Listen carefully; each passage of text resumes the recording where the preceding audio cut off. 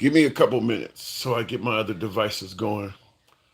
You already see the title of this stream, and I suppose there'll be a few folks who will push back on this, but I need to know why, if you do, because it does appear as if the United States is starting to side with Russia. And hell, if I'm getting it wrong, I'll concede it all day, every day, but somebody gonna have to explain that to me because I'm not seeing it. But we'll talk about it when I get this.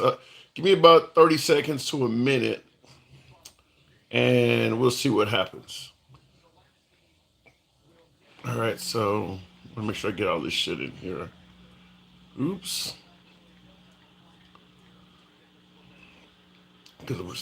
because some folks are starting to say we starting to look like the damn Axis powers. Uh, so let me get this in here because I'm and we got some, and we got that ain't the only topic, obviously. The tariffs, Trump is imposing the tariffs as of midnight. So as of midnight, I forgot the percentages, but Canada, Mexico, and Japan will all start seeing an additional, I think it's 20 or 25% for Canada and Mexico, and what is it, 10% for China? Now, Trump is saying this due to fentanyl. Give me a minute. Let me go ahead and get my other live going. Trump is saying it's due to, um, he suggested that they're not stopping fentanyl from coming into the country. You know, all right, let me go ahead and I think we should be ready to go with the programs in three, two, one. What up, folks? Once again, it is indeed your boy Tim, the handsome liberal. Appreciate all you folks that are tuned in this evening. It's another day in the life of Trump, so you already know what that means. It is indeed a busy news day. I mean, I don't think there's ever a ever a peaceful news day with President Trump at the helm, and some folks like that. Some folks do like that. For the purpose of creating content, I suppose it's good. You know, if you really enjoy following politics like I do, I suppose it's good from that angle. But um, make no mistake about it. There's a whole lot of folks that are concerned with some of the things he is doing, and today we're going to talk about several of them. Several of them. Before we get to the meat and potatoes of everything, I want to start out by asking you folks, what are the chances? Now they're cutting all sorts of federal things that they believe are waste, fraud, and abuse. You're hearing complaints about waste, fraud, and abuse everywhere. So, and this is mainly being orchestrated by Elon Musk. Trump is kind of giving Elon Musk the ability to run free on this. You know, he's the head of Doge, and he's letting Elon Musk kind of take the reins on this. Trump is not really the one that's doing all the cutting. He's pretty much just saying if Elon says it's good to go, it's good to go. So, in regards to what is good to go, I want to ask you folks, what are the chances that Social Security will be quote unquote good to go? What are the chances that Elon Musk, 70 million Americans are receiving Social Security benefits? 70 million. So in a country of 350 million people, that's like what, one in five? So if you cut Social Security benefits, that's a lot of people. There's no denying that is a lot of people, 70 million people. So the reason I'm asking, you know, because I know a lot of folks might push back because Trump is saying they're not going to touch Social Security. I get it, but you know, you got to take it with a grain of salt. Sometimes Trump says things and they don't turn out that way, such as the Haitian migrants that I always bring up, eating cats and dogs. That didn't pan out. But you heard them stating, I believe a week or two ago, that thousands of folks over the age of 150 were receiving Social Security benefits. That has been proven to be demonstrably false. I mean, like, just nowhere near the number of folks that they claim were receiving Social Security benefits at age 150, and they have no evidence to suggest what they said is true. And I'm bringing that up because that's not the only Social Security scheme, because that's exactly what that would be. If you 150 and you're still receiving Social Security benefits, then yeah, that is a Social Security scam. I want to give you another one. This is once, and that came from Elon. That 150-year-olds are receiving Social Security benefits. That's something that Elon Musk brought up. Here's another one. He's also raising concerns about the integrity of the Social Security program. Just with a basic search of the Social Security database, that there were 20 million dead people marked as alive. Because they're marked as alive in the Social Security database, that they can get disability, unemployment, sort of fake medical payments and other things. Social Security is the biggest Ponzi scheme of all time. Have you ever looked at the debt clock? Yes. Okay. There's our present day debt, but then there's our future obligations. So when you look at the future obligations of Social Security, the actual national debt is like double what people think it is. Louisiana Senator Bill Cassidy responded.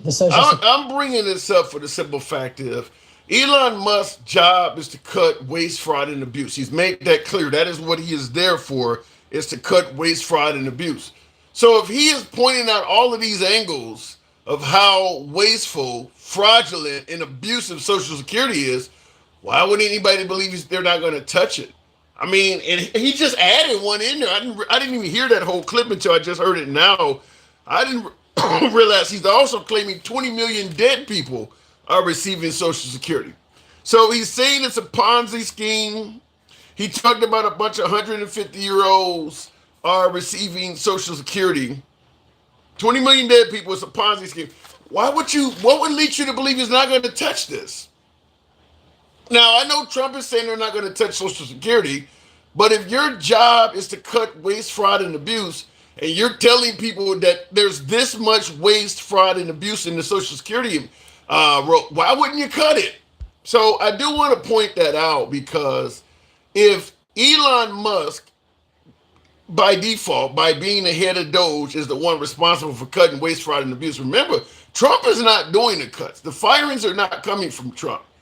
He's endorsing it because that's what Elon Musk is telling him. But for the most part, all of the cuts are coming by way of Elon.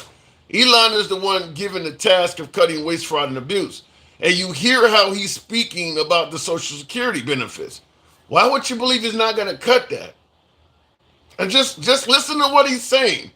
Make that make sense. If your job is to cut waste, fraud, and abuse, and you're pointing out all of this waste, fraud, and abuse within the Social Security rolls, it makes no sense for you not to start cutting. If you believe this is this fucked up, then why aren't you doing something about it? So I just want to point that out, because the chances of them not going after the Social Security benefits when he's saying all that about them doesn't make a lot of sense. 70 million Americans receiving Social Security benefits. So in addition to that, I also want you guys, we'll talk about Social Security and get your opinion on that. And by the way, in the comments, where is the evidence, says J Aviation? Appreciate the super chat. Thank you. I don't think they're going to present any. I don't think they need to present any. I think for the most part, particularly with the right, if Elon Musk says he's found some evidence, or better yet, if Elon Musk says he's found some waste, that's kind of all that is needed for the right. I don't think the right is really demanding he show a lot of evidence. I think they're more on the line of, it's great to have somebody finally finding waste, fraud, and abuse in government, and we'll trust that in time he'll show us the evidence. I don't think they're really pushing on it. So I'm with you, though. The evidence should be presented at the time that you talk about it.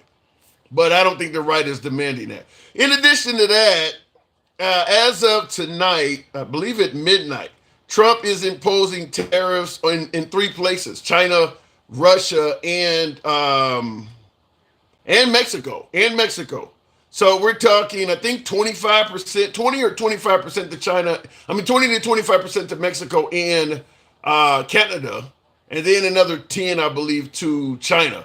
The stock market just went boom when he said that. Boom. I think they said the stock market went down 600 points. Now, that's all above my financial expertise. So I'm sure I'll be talking to some of you folks about that. But we all should see maybe some hits to the 401k in the near future. So we'll talk about that. But I want you to hear This is the premier of Ontario, Canada. He's got, there's, I believe there's seven or eight territories in Canada. Like Manitoba. I think Winnipeg is one. There's a northern territory. They're almost like states for the most part, very similar to a state. So a premier of what is he called? The premier of Ontario. So I guess he would be like the governor of Texas or the governor of a state in this country. But I want you to hear his response. He's talking some tough shit. I don't think Trump's going to like this guy. We have to make sure you have two choices here, folks. We roll over as a country and just let them run over us, or we fight like hell, like we've never fought before. I'm taking option 2. I'm fighting like hell, and we're going to protect Canada. He's underestimating the Canadian people, the resilience of the Canadian people, and the strength of the Canadian people. I said, number 1, I don't start a tariff war, but we're going to win this tariff war. Right off the hop, I've directed the LCBO, we're the largest purchaser of alcohol in the world, to remove every bit of U.S. alcohol off the shelves. I know my good friend, the governor of Kentucky, he's losing his mind right now. I said, you better talk to your president. Mitch McConnell, senior senator from Kentucky, they're losing their mind. We purchased over $1 billion of alcohol, 3,600 products, 35 states. It's going to hit them. We call them the kitchen table issues. Then we're going to cancel Starlinks right away from Elon Musk.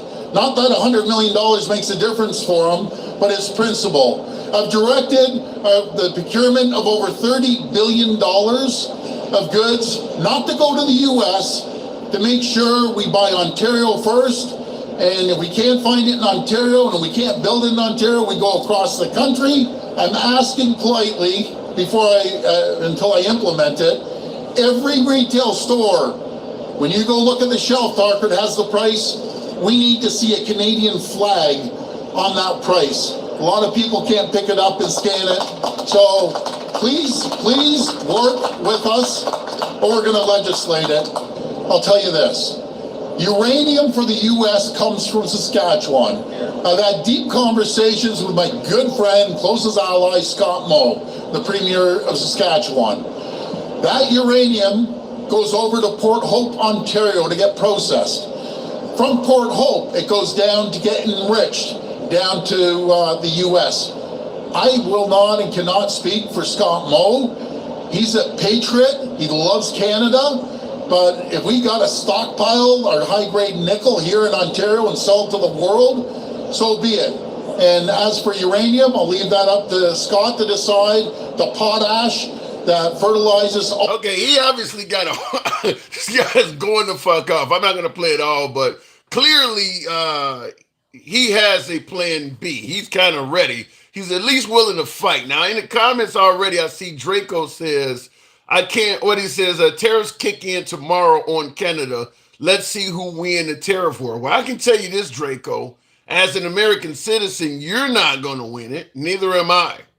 Because what does tariffs amount to for an American citizen? You're just going to pay more for the shit you buy, for the things you use. You're not going to win that tariff war.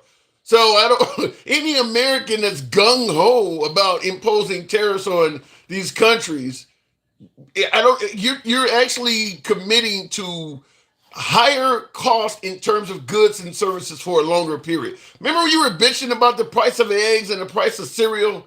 This is going to make that worse, at least for the foreseeable future.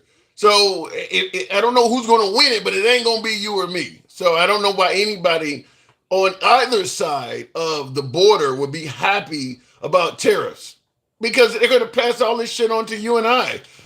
Looking in the comments, then why do countries impose tariffs on the U.S.? It's a complicated formula. Like I said, it's above my pay grade. But at the end of the day, the United States is one of the wealthiest countries on earth, and we're bitching about tariffs. I mean, we're one of the most blessed group of citizens on the planet bitching about how we need more money. There is a such thing as going too far, pressing your luck, I mean, your superpower, We got more money than damn near more money. The average American citizen, even the ones living in poverty, live better than most others citizens. Live better than most middle class citizens all over the damn planet. If you're poor in America, you live better than most middle class citizens. And yet we keep pushing and push. We'll see how it goes. We'll see how it goes. But I don't feel confident just yelling out, let's see who wins the tariff war. So we'll talk about that. Last but not least, the whole title of the program, you see, and that is, why does it appear as if we're starting to side with Russia over the free world? What is it about Russia that's making our administration view them more favorably? Or, and you can correct me on this, or am I getting something wrong? Maybe I'm seeing something that does not exist. Now, before we start taking calls and getting into the program, now you just heard Premier Ford from Canada preparing for the U.S. tariffs. Here is another prime minister that I think is also important to listen to. The first priority of this government, of any government, first, we will keep the military aid flowing and keep increasing the economic pressure on Russia to strengthen Ukraine now. Second, we agreed that any lasting peace must ensure Ukraine's sovereignty and security, and Ukraine must be at the table. Third, in the event of a peace deal, we will keep boosting Ukraine's own defensive capabilities to deter any future invasion. Fourth, we will go further to develop a coalition of the willing to defend a deal in Ukraine and to guarantee the peace. The UK is... That's a whole lot more than what Trump was offering, I can tell you that. And by the way, before I play the last portion of this and start taking calls, how many of you folks are familiar with the term coalition of the willing? Does it sound familiar? Coalition of the willing. Let me know in the comments if you recall where you've heard that term before. Coalition of the willing. Wow. To defend a deal in Ukraine and to guarantee the peace. The UK is prepared to back this with boots on the ground and planes in the air. Together with others, Europe must do the heavy lifting. But to support peace in our continent and to succeed, this effort must have strong US backing. And today I'm announcing a new deal, which allows Ukraine to use £1.6 billion of UK export finance to buy more than 5,000 air defence missiles, which will be made in Belfast, creating jobs in our brilliant defence sector. This will be vital for protecting critical infrastructure now and strengthen Ukraine in securing the peace when it comes. I'm going to stop it there, but clearly he's going way beyond what Trump was offering. Way beyond. Trump pretty much is saying, we want your rare earth minerals to pay for what we've given you already. And that's kind of it. Suggesting that as long as we're there processing your minerals, nobody's going to mess with you. But we're not going to make any promises at all, which means that if Russia decides they want to attack, the United States could temporarily leave. Just say, as long as you don't bomb the area where we're mining, once you guys are done, we'll return. I mean, Trump is not offering anything. You hear this is the Prime Minister of the United Kingdom, one of our strongest allies. Just like you just heard, the Premier of Ontario, of Canada, one of our strongest allies there as well. By the way, the Prime Minister of Australia also stated that he stands by the Ukraine. So what the hell are we doing? All of our closest allies are on the other side of this. Why are we siding with Russia? I want to hear that from you folks. So I'll go ahead and get into the program because I'm baffled how we're essentially divorcing all of our allies that we've been allied with for our entire lifetimes for the sake of, I don't even know what it is. I don't know what's making us draw closer to Russia. Now, you've heard Trump already accuse the Ukrainians of starting a war. You've heard them accuse Zelensky of being a dictator. Why? So what the hell's going on here? So we'll talk about all of this. As always, you know we don't block, ban, or censor anyone in the program. We are and always will be MAGA friendly. Nevertheless, liberals are welcome on the program as well. We don't block, ban, or censor anybody. You can be critical of anyone in the comment section up to and including the host. That's how free speech works. I'm going to ask you guys to tap the screen, get the likes up to about 10,000. It'll help out the program, helps out the algorithm on the backup page. Handsome, they can stand beside Ukraine, but they can't fight Russia. They'll lose big time. I don't know, John Carl.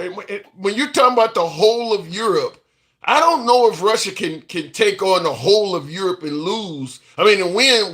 Remember, everybody thought the Ukrainian war, even with the U.S. assistance in terms of weapons, was going to be over with pretty quick.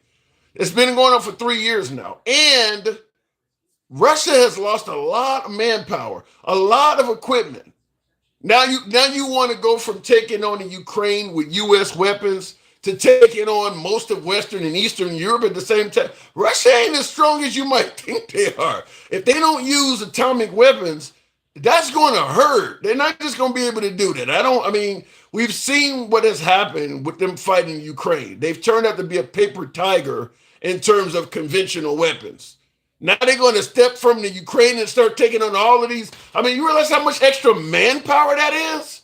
How much renewed manpower? You heard the Prime Minister of the UK say, we are prepared to do it with boots on the ground and planes in the air.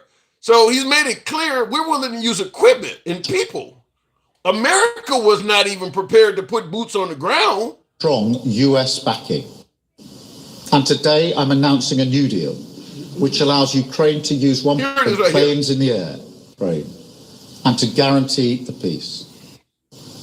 The UK is prepared to back this with boots on the ground and planes in the air, together with others. Who the hell are the others? Now, America wasn't doing all of that. We didn't even get a Ukraine planes until the very end. So if you want to brag about how much weapons the United States gave them, we didn't give them planes and extra soldiers and shit. So I don't know. Don't be so quick to say Russia's going to win this. This could actually be a step up. Remember, a lot of the equipment that we gave the Ukraine, some of these countries have it too. France makes a lot of top-notch equipment. So I don't know. Don't write this off that quick. As Zelensky told Trump, when Trump said, if you didn't have our weapons, this would have been over. And Zelensky's like, yeah, Putin said 3 days. So they ready to fight. I don't know about that. Anyway, let me go straight to the bots. And I appreciate you guys for tapping the screen already. Z-Pack. Good evening, Z. If the program brings them up. Shit, terrorists must have hit home. Terrorists must have hit those damn Girl Scout cookies. Right, I don't know what that means. Z-Pack, I don't know if it's going to bring you up. We'll give it a second. Otherwise, we'll move on. American exceptionalism has poisoned the minds of the American people. Damn right there. They think we can't lose. Newsflash, we have been losing. We lost in Vietnam, Iraq, and Afghanistan. Carpe diem, I could not agree with you more. That is something that we need to get off of that, we got the best weapons, we're a superpower, nobody can beat us or whatever. Nobody has to actually win. People are still dying. It doesn't matter who wins or loses. You're still losing a bunch of Americans. Okay, some might argue that we may have won a war or two in the past. What are you getting out of it, though? It's not making the lives of our lives any better. People are burying loved ones and shit. I don't see why people are so gung-ho about, well, let's go kick their ass. You don't get nothing out of that. Z-Pack, I don't know what just happened there. I tried to bring you up. We'll continue on with the program. The losses don't justify the win. That's my sentiment exactly, William. Z-Pack, good evening. What up? That was my fault. Oh, okay. I wasn't on the app when you called me up. So, okay. It's pretty simple. We all know the reason. This is exactly what, Donald Trump claimed. It was not about Russia, that we dragged him through. Hold on 1 second. Let me pause this. It wasn't about Russia, he dragged through the mud with Vladimir Putin for 4 years, Russia, and all that stuff. But it is about Russia because he's always loved Russia, and he will do what Vladimir Putin wants him to do because that's just what he is. He goes by that. But what about his statement? And he is correct about this. Obama gave them sheets. I gave them javelins. The tank. The anti-tank. So he was forced to give him javelins because Congress overwhelmingly approved the funding. That's my understanding. The javelins were given to Ukraine in a deal that was non-veto proof from Congress. That's my understanding. And so what had happened was he at that time said, I really don't want to give these to Ukraine, but I'm going to, or something along the lines of that. I did not know that. So in other words, he did it, but he was forced to do it. Yeah, I would double check it. There was a bill that was passed in Congress for this. The funds were appropriated, and he had, and they were veto proof because they had more than 2/3 majority. I think if it has more than a 2/3 majority, they have to. He has no choice. So I remember, and I may be confusing that with the sanctions. It was either that or the sanctions. And he made a public statement saying, I really don't want to put these sanctions on, or I really don't want to give these javelins, but we're going to do it anyway, or something along that line. Okay. But remember, this was like 6 years ago. Right. So obviously it's far removed from my I didn't know that. I would have did some research to find that out. So I mean, there's no way I'm gonna be able to find it out right now it's either the sanctions that were passed. He said, I really didn't want to do this, but I'm going to do it anyway, kind of talk. And then or it was the javelins. Now, the javelins he may have sent over.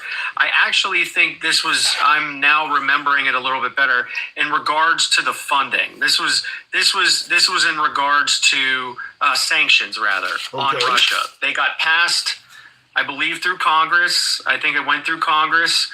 And it was an overwhelming majority, and he could not get away from doing. He couldn't not enforce them. Okay, so it was basically veto proof, is what you're saying. Yeah, so like the weapons were the funding. Somebody in the chat said the weapons were the funding. That's right. And this was the whole impeachment thing. Remember, because he didn't want to give the weapons unless they gave him info on Biden. I do remember that. Yeah, I do remember that. Yeah, so the weapons were the funding. And so what he said, he made a statement about it where he said something like, I while I don't really want to do this this harshly, this is a pretty harsh deal. It's pretty harsh. But he said something along the lines, and then that's his word to Putin, right? And he did hold them up, and that's why he got impeached over, which is ironic because he bragged about it the other day. I gave you javelins, but he also got impeached because of that action, right? You got impeached because you refused to give Congress appropriated funds unless they did a favor.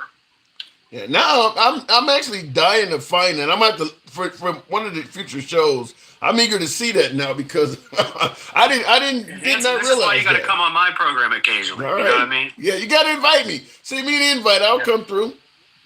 Yeah, because that's the critical component here that a lot of people forgot about because it was so far removed. Yeah, in other words, he's taking credit for doing something that he really didn't want to do, and it's actually Congress that should get credit for that. Right, but he said it right in front of Zelensky's face with all parody aside that he was impeached because of the very action. I gave you the javelins. I did it. Yeah, I gave you the javelins. It's crazy that he's sitting there because he was sitting next to Zelensky, making it sound like Putin was a victim with the Russia, and all that stuff. And that's what I'm saying is all of our allies have made it clear they stand with the Ukraine. What is it about Putin that Trump seems to favor? Because Donald Trump is a businessman, and he has always wanted to have this Trump Tower Moscow thing where there's I am aware of that. hotel, right? Gaza. He wants a hotel in Gaza. He wants, beachfront. That it's all he cares about. So you're trying to for tell him, me that he would sell out the whole damn country for his own real estate deals? I see. That's the thing. It's not even so that he would sell out the country. It's just that, like, he's such a narcissist that, like, if somebody's willing to give him a hotel building, right, and Trump Moscow, Okay. he'll do favors for that person. If Zelensky came out and said, "I'm going to give you," I don't know if there's beachfront property in Ukraine. Maybe I'm going to give you beachfront property in Ukraine. I'd be interested to see if he would change his tune, because that's the kind of person he is. You dangle a carrot in front of him, he's going to go and look at that shiny carrot, and he's going to go, "Oh, that look." But that goes against what I'm hearing, particularly from my beloved MAGA, that Trump is a patriot and he cares about this country. You're making it sound like he cares about himself. I mean, Hanson, let's be serious here. We all know that he cares about himself. Come on. What he doesn't care. Wait, what? So hold on a second. So I understand that you're MAGA friendly on here, right? And Yes, I understand that these MAGA indeed. folks come up here and they say things, right? They say these things about how he loves our soldiers and our patriots and all this stuff, but meanwhile, He's Congress also pro-police. Don't forget to throw that in there. Oh yeah, but meanwhile, Congress is not even funding. They're not guaranteeing VA funding in their new budget. They were asked about it today, and a congressman, I think it was Murphy, a Republican, said, "We cannot guarantee that cuts won't be made to VA after being asked the question." It was on I think it was Jake Tapper's program today. I haven't noticed that. Yeah, I would definitely check out on that, because that was another thing where you hear MAGA always telling us that they are for The military, for veterans. For veterans. But meanwhile, Donald Trump, to re-answer your question, right? To re-answer, because I got off on a little bit of a tangent, Donald Trump will sell out the United States for himself. That's the reason why Elon Musk is essentially the de facto president. Okay. Because Let's say what you're talking about is true. Let's say, why the hell can you see this and MAGA cannot? If what you're talking about is true, why is it that Trump supporters they're veterans? MAGA's weird. Huh? Because MAGA's weird. MAGA's weird. And that's what Tim Walz said, and he was right. MAGA's weird. They will support Donald Trump to the end of time. It doesn't matter what he does. Doesn't matter what he says. He could pew somebody in the middle of Fifth Avenue, and he wouldn't lose any votes. What do you think he was serious when he said that? I think he was, because he knew his base. I want him not to be serious when he said that, but at this point, he does. Listen, and he is not, and Donald Trump, to his credit, is very good at speaking in a very low educational, like very not low education, but a very simplistic way of speaking. Okay. So what he does is he says things and he gets people to believe them, and they're things that they can easily parrot. So, like, that's all he does on a daily basis. And you're hearing it today. Zelensky, the invasion is all his fault. Meanwhile, Russia invaded his country. Why would he? I mean, the world saw what happened. Why would he think that that anybody would walk away believing that Zelensky started that war? And I got some MAGA that tell me they did. Because they believe that the Nord Stream pipeline was blown up by the U.S. or NATO. They believe that am I saying it right? Nord Stream 2. Yeah, the one that goes under the bay or the sea, right? Okay. Yeah, so they believe that it was blown up by NATO or the United States, but that's actually a Putin talking point. That's what Putin is saying when he was on an interview with Tucker Carlson. Okay. Right, because Fox News and all that stuff, they love all. Well, he's not even with Fox anymore. But Putin was saying, he asked them straight up, "Can you tell us that it was you or someone else that blew up the pipeline, and he essentially said that it was somebody else like NATO or us. But even still, that's no reason to attack the Ukraine. They're not a member of NATO.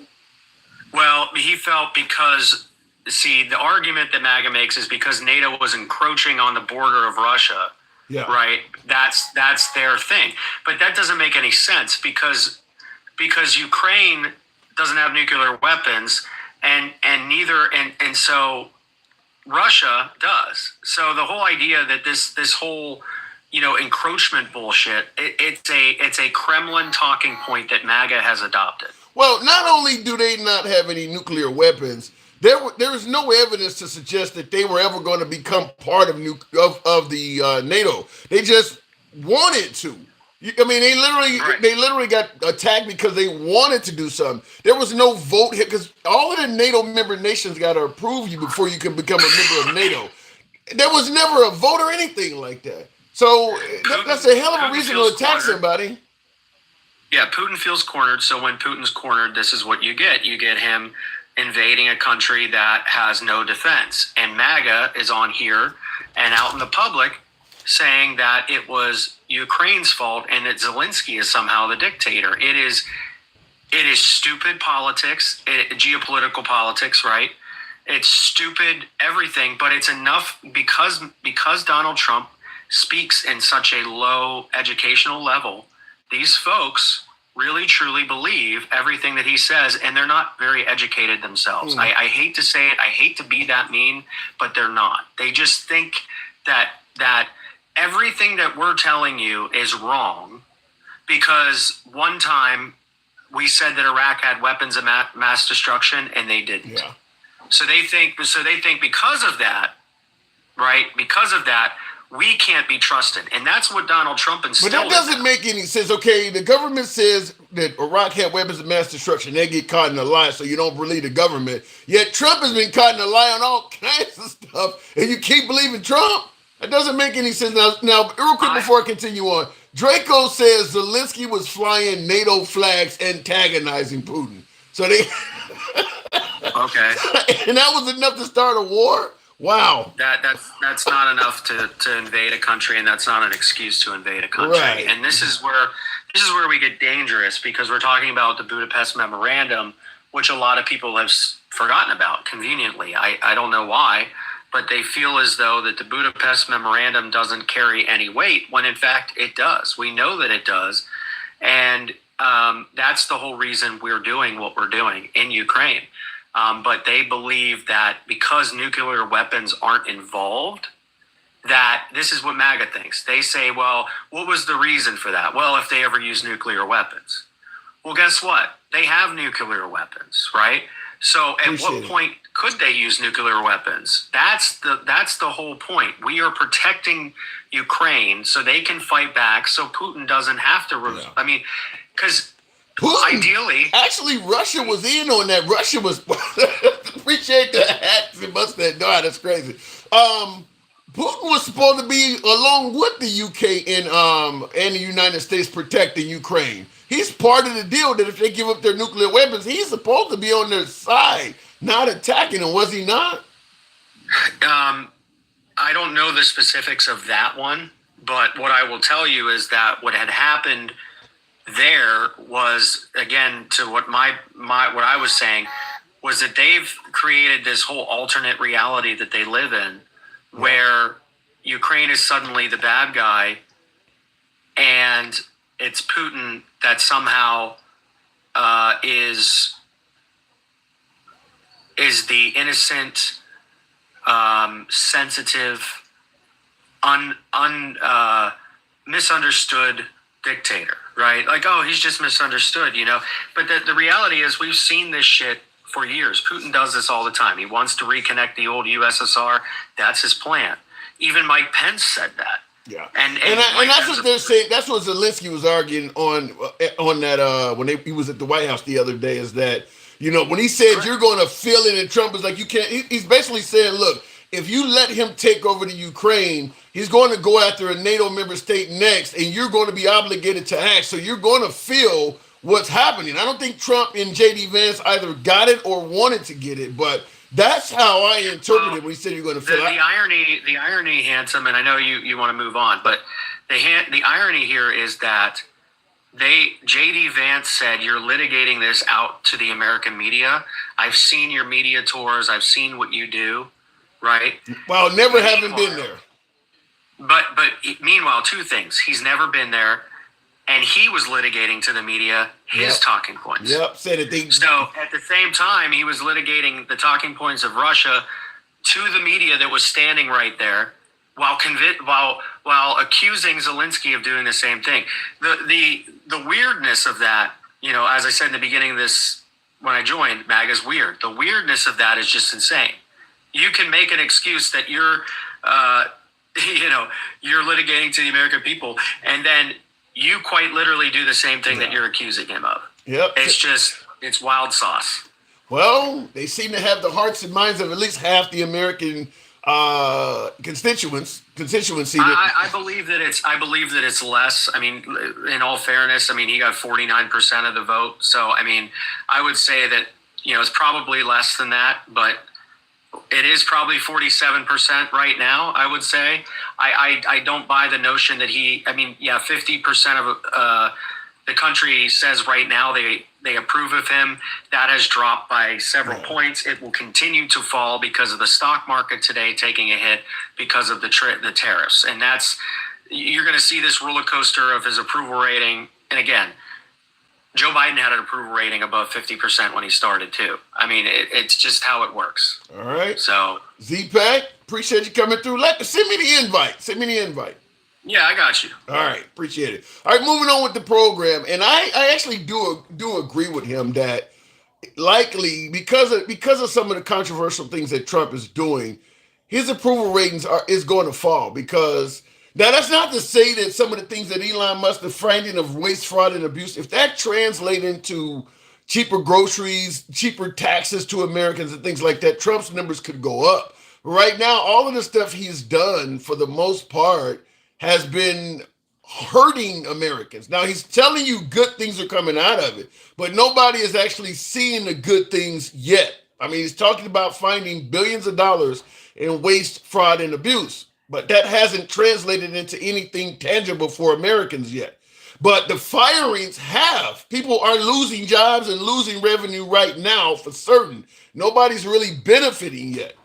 The hope is that down the line, the firings, the finding of waste, fraud, and abuse, getting rid of USAID and all that will ultimately lead to benefits. But right now, nobody's benefiting. It's all negatives. We'll see how it turns out. So while that's happening, his poll numbers are dropping. That only makes sense. Looking in the comments, continuing on, and yes, Williams, you can certainly join the panel. We convinced them to give up their nukes along with Russia. Now we are going to turn our backs. That's what people are. Yeah, that's what folks are wanting us to do. Yeah, that's exactly it. I'll go back to the box, tap the screen, get the likes up to about 30,000. We can make that happen. If you show the program some love. Looking in the comment section, I want to make sure I didn't miss anybody. You guys are cheering the UK and EU on for more war, and they are funding Russia, buying gas for them.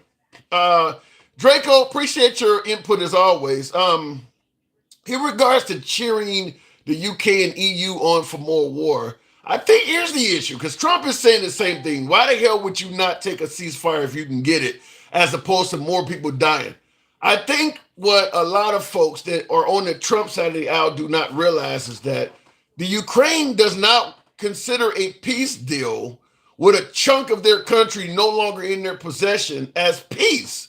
They're not. They want their country back. So look, we killed a bunch of people. We now hold 15, 20%, whatever it is, of your country occupied. We'll stop right now and consider it a draw, but you don't get this land back.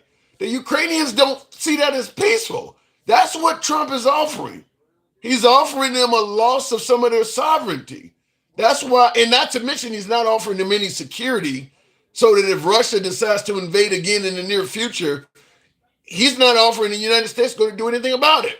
So he's not really offering the Ukrainians much at all. That's why they're not accepting it. Now, Trump's claim is this. Trump is essentially, and I'll go to the box after this, but Trump is essentially separating himself from the United States. His claim is under me, Russia behaves. But he's admitting under Obama and Bush and Biden, they may have misbehaved. But under me, they don't. That does not have a lot of power unless you're a dictator. Because what Zelensky should have turned to him and said, according to your law, you're only going to be here for 3 more years. So what happens after the 3 years? Because you're not giving me anything on paper or anything. You're telling me, well, under you, I can trust this. What happens when you're gone? So what Trump is offering Zelensky is, I can totally understand why he's not happy with that. To me, it ain't worth much. You're going to talk Putin into a ceasefire. If he decides to start up in a month or two, you're not promising to do anything for me, so I could end up having a second wave of an attack from Russia while you're also demanding half of the rare earth minerals. Now you're worse off than you were before you made the deal with Trump. So yeah, I can totally understand why he's not taking that. Looking in the comments before we move on, though, Hubert Cumberdale, thank you for the super chat, says no, Ukraine accepts that they will not get occupied. Wait a minute. He says no, Ukraine accepts that they will not get the occupied area, yet they want to make sure Putin can't keep going. But also Russia has not agreed to anything and has no reason to stop. Ukraine wants NATO. Ukraine's not going to get NATO. They're not going to get NATO under Trump, and they probably are not going to get NATO whoever proceeds Trump. The NATO thing is probably out.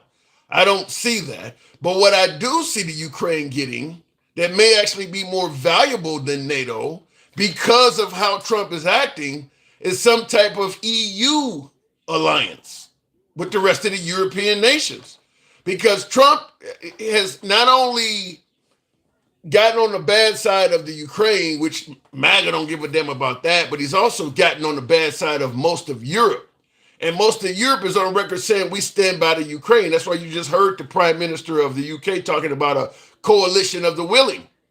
So what the Ukraine could actually get is, even though they don't get into NATO, they could end up as part of the EU, some kind of European alliance, which still is a significant increase in security from what they have now.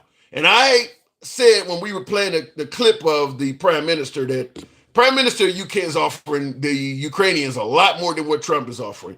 William Williams, good evening. Welcome to the program. And by the way, with what the UK is offering, I would turn Trump down all day, every day for what the UK is offering. Williams, good evening. Good evening. I'm glad you shocked me. I flipped across you. Usually I see the MAGA stuff, and I was like, okay, I'm hearing a little something different from Handsome, which is good to hear. One of the things before you continue, and I will thank you. Typically, the response is a coon, a sellout, an Uncle Ruckus, or something like that. So I appreciate that. Go ahead. Okay, so I'm glad you're willing. At least you appear to be willing to hear. Because I'm a never Trumper, but this is where I'm at. Why? The whole thing with the Ukraine, I had a team in Ukraine, and they were former Russian people. So they were Russians, and when this conflict happened, they moved to Ukraine and Serbia and Montenegro when it happened. They weren't part of the Wagner group, were they? No. This was an IT. It was an IT organization. So I was just on that. I was leading the team, but I learned a lot from that because. So there is a lot of history between Russia and Ukraine. Yeah. To your point, yeah, they want to hold Crimea. That's been one of the crown jewels. They want to hold Crimea, and part of the people in Crimea wish they were back in the Soviet Union. I don't know why, but this is what my teammates were telling me. They wish they were. Mm-hmm. But anyway. The reason I wanted to come in, Obama, I was doing the research while you and the previous gentleman was talking about Obama. What I read, he did provide military support. He held back javelins because he did not want to tip Putin's hand to be overly aggressive in the early stages of the war. That's why he withheld the javelins. But there were other when you look at what you're talking about Obama did, when you look at what Trump did with the javelins, and when you look at what Biden gave, it sounds like Sleepy Joe Biden was the most brave out of all of them because he was in the fight. He was down to fight. Yeah, he was. And if you think about Joe, that's kind of what Joe was. Even though people here in his latter ages, he was kind of a fighter. That was his nature. I was on the radio before, and we did a show on Joe Biden, and he does have that Sleepy Joe, Scranton Joe type of thing. So yeah, because he also went to Taiwan and said publicly in Taiwan that if China messed with them while he was in office, he was down for a fight there also. Yeah, he is. But the point of what I think you're hitting on, I think I want MAGA to really wake up to it, because MAGA doesn't understand. And to the previous caller, he was talking about the educational levels. I think people right now have just got too lazy, and they take the propaganda that was here. The prime example. Look at what now he said he would solve this conflict before he even got sworn in. Yeah, 24 hours. 24 hours. And now here we are, and it's got worse. And this is what I said on another live. He had an opportunity in that meeting with Zelensky to understand. Listen, I'm the biggest dog in the room. I represent the biggest dog in the room. Let me say it that way. J.D. Vance was out of line. J.D. Vance spoke, and there had not been boots on the ground, and that makes common sense.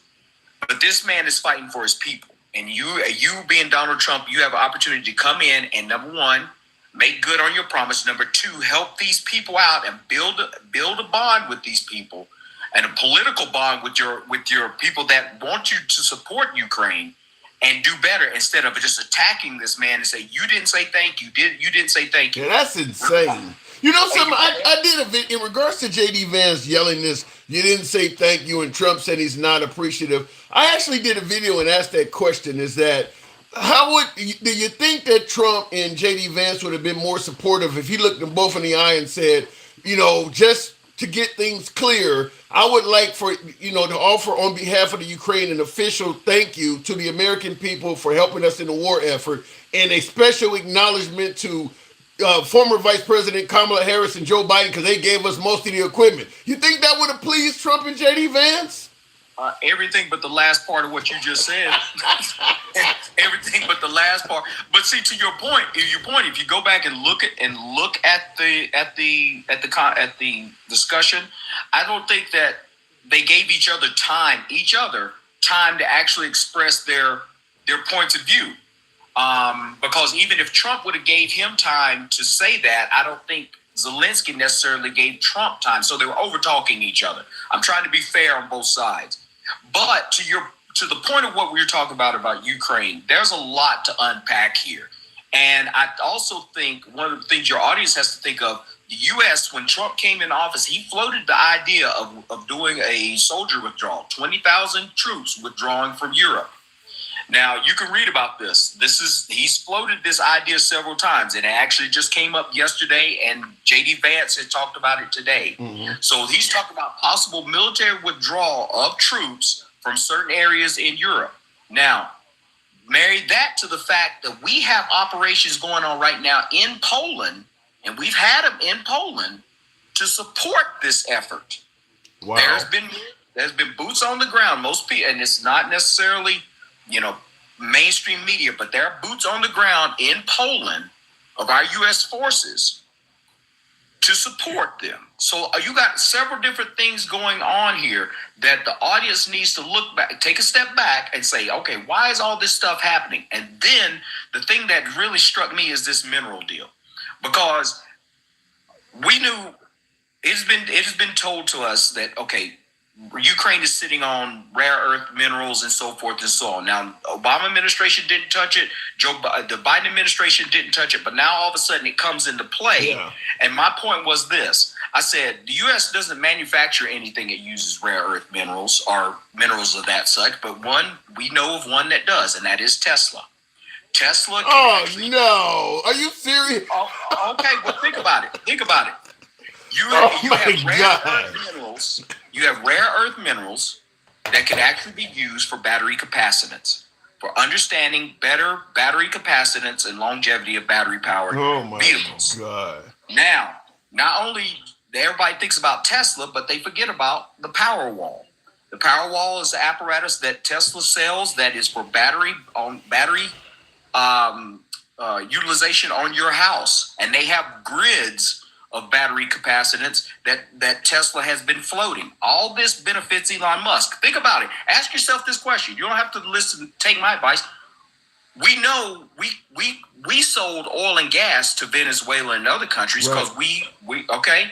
Who are we gonna sell rare earth minerals to? Who are we going to sell that to? We would be the ones that would use it the most. Right. And now let's take Oh my it, peel God. that back a little bit more. Peel that back a little bit more. So now you're taking U.S. taxpayers' dollars to buy support for Ukraine. Now we end up occupying part of Ukraine to support the mining and exploration of that and to keep Putin at bay. Putin is not, like you said, he's not going to go away. So they end up taking part of or annexing part of Crimea. So who loses in the end? The Ukrainian people lose part of their land.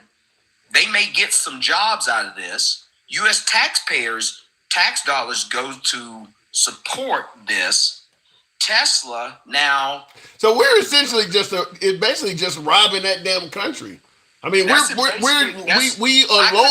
are basically joining in on the heist with Russia. Yeah, because think about it like this. Tesla is a global company.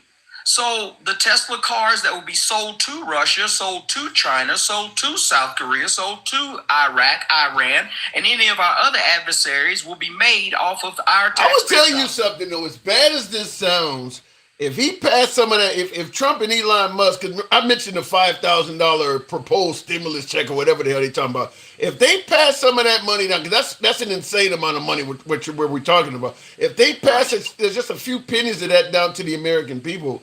We're so money hungry in this country. It's amazing what you'll turn a blind eye to. I think that if they show Americans that what they're doing is benefiting Americans financially, most Americans will be okay with it. I think you're okay with that, but this is my take on that. Look at the current. These are not layoffs. These are firings. Yeah. Meaning that they're not eligible to be rehired. So you look at the Department of Veterans Affairs. Okay, I'm familiar with the Department of Veterans Affairs. Right now, they're scrambling because of all the U.S. departments are scrambling because of any of their remote workers. It ain't enough of them. I get your point, but it ain't enough of them. I mean, most MAGA do not work in federal jobs. They hearing about it, but for the most part, they see it as waste, fraud, and abuse. Look, I got fired before I had to get another job, so should you. They don't have a lot of mercy for them people. No, but you're right. But this is what I said. I said, listen, the budgets that they're talking about are public information. And just because Deutsche posts it out on their website and posts, these findings, I said the legitimacy of that is questioned. If now then follow my logic. Say like for FEMA, Trump said FEMA was busted and yada yada yada yada. Because I'm originally from North Carolina, so Hurricane Helene. Mm-hmm. All right. So he comes out and says FEMA budget that we approved for 2024, all those dollars didn't go to the allocations that we have spent. Shouldn't that go back to Congress and say, Congress, this was the budget you approved for in spring of 2024.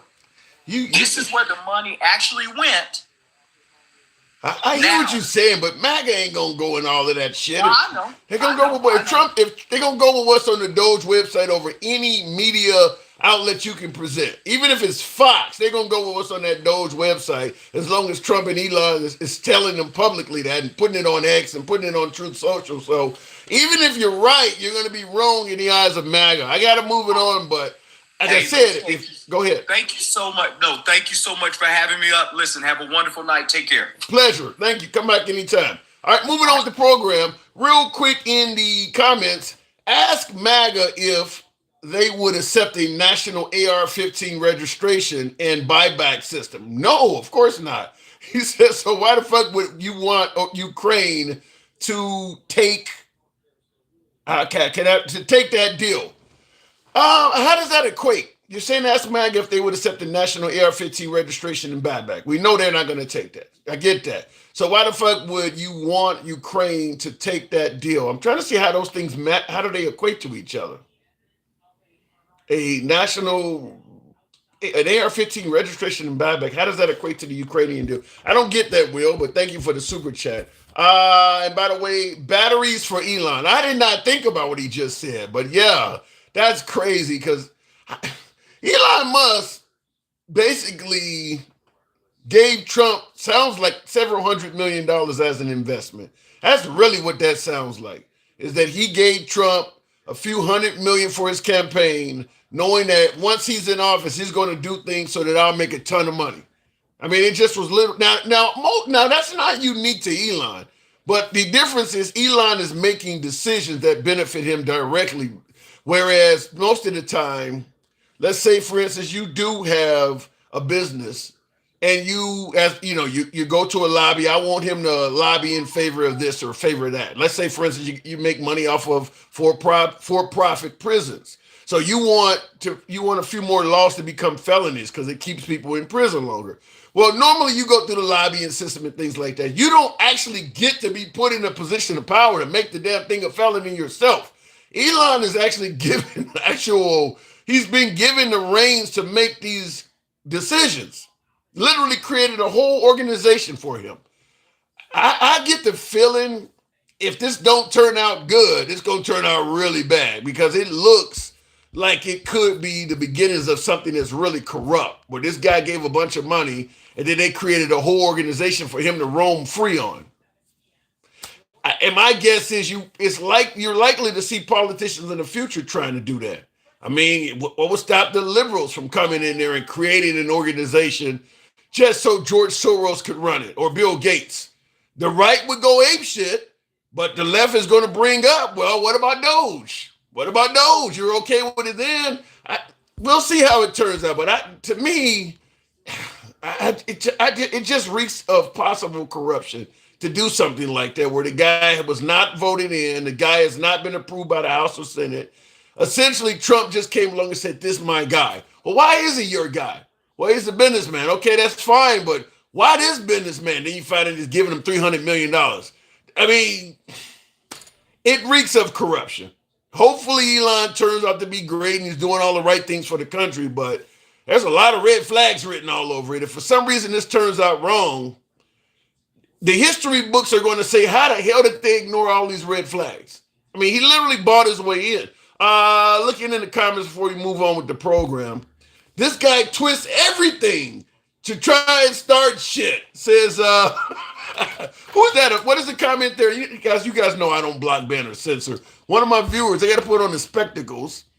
Amen Corner says, this guy twists everything to try and start shit. Amen Corner, come on over to TikTok, or come on over to Instagram Live. I'll bring you right up, give you plenty of time to correct me where I'm wrong. You know, I'm willing to concede a point if you know what the hell you're talking about. If you really want to speak up, damn it, speak up. Going back to the box, continuing on. He said, I always twist shit. Speaking of a little bit of twisted, let's let me go to my MAGA side of the program. MAGA Reacts. Good evening, MAGA Reacts. So what do you think? Why is it looking like we're starting to side with Russia over the free world? We're not. That's just fucking propaganda from the left. Trump just wants peace. He's been saying that from day one. Then why is he, if he wants peace, why is he saying Zelensky's a dictator and all? Is that how you get peace? By calling Zelensky a dictator? Well, it seems to me like he doesn't want peace. So why is he fighting the peace so hard? What does that got to do with being a dictator? What does that got to do with being a dictator? Because the second they have peace, they get elections. Okay, but so you're saying that Zelensky is acting like a dictator in your opinion? I don't know. I don't like the situation. They should have signed the deal. The deal is its own security. Like, how we're gonna get the medal if Russia attacks again? But you hear what you're saying, that Zelensky doesn't want peace and he should sign this deal. And I'm telling you, if you're coming over saying that this guy started the war, You're saying that he is a dictator. You're saying that he refuses to hold elections. That I think Trump said his approval numbers are like 5%, when in reality they're over 50% in this country. I mean, why would Zelensky be favorable to Trump when Trump is saying so much awful shit about him? I mean, Trump's doing it because Zelensky is the obstacle to his goal, which is peace. So just make up a bunch of really an obstacle. So if a person is an obstacle, you just make up a bunch of shit about him? I'm not saying it was the best move. I'm just telling you why he's doing it. I mean, he took it back, didn't he? He took it back the day before. No, he's never taken it back. He's never taken back calling Zelensky a dictator or saying that the guy started the war. He's never taken any of that back. Well, him not repeating himself on a daily basis is his way of taking it back. Oh, and you are right, but you expect a world leader to know some shit like that? That's some internal MAGA shit that if he don't keep repeating it wasn't true, like the Haitian migrants. He don't keep repeating that. No, like he was asked, do you still think he's a dictator? And he didn't repeat it, and he kind of tried to joke it away, Who's he laughing? Tried to brush it off like he never did it. But remember, when he came to the White House, you got both Trump and J.D. Vance saying, you're disrespecting us, you're disrespecting the country. Do you not see, huh? You kind of skipped ahead. Like, Zelensky was talking shit for 20, 30 minutes before that was even brought up. Talking shit how? What did he say? What did he say? Or J.D. Vance brought it up. Talking shit how? What was he saying? Talking shit how?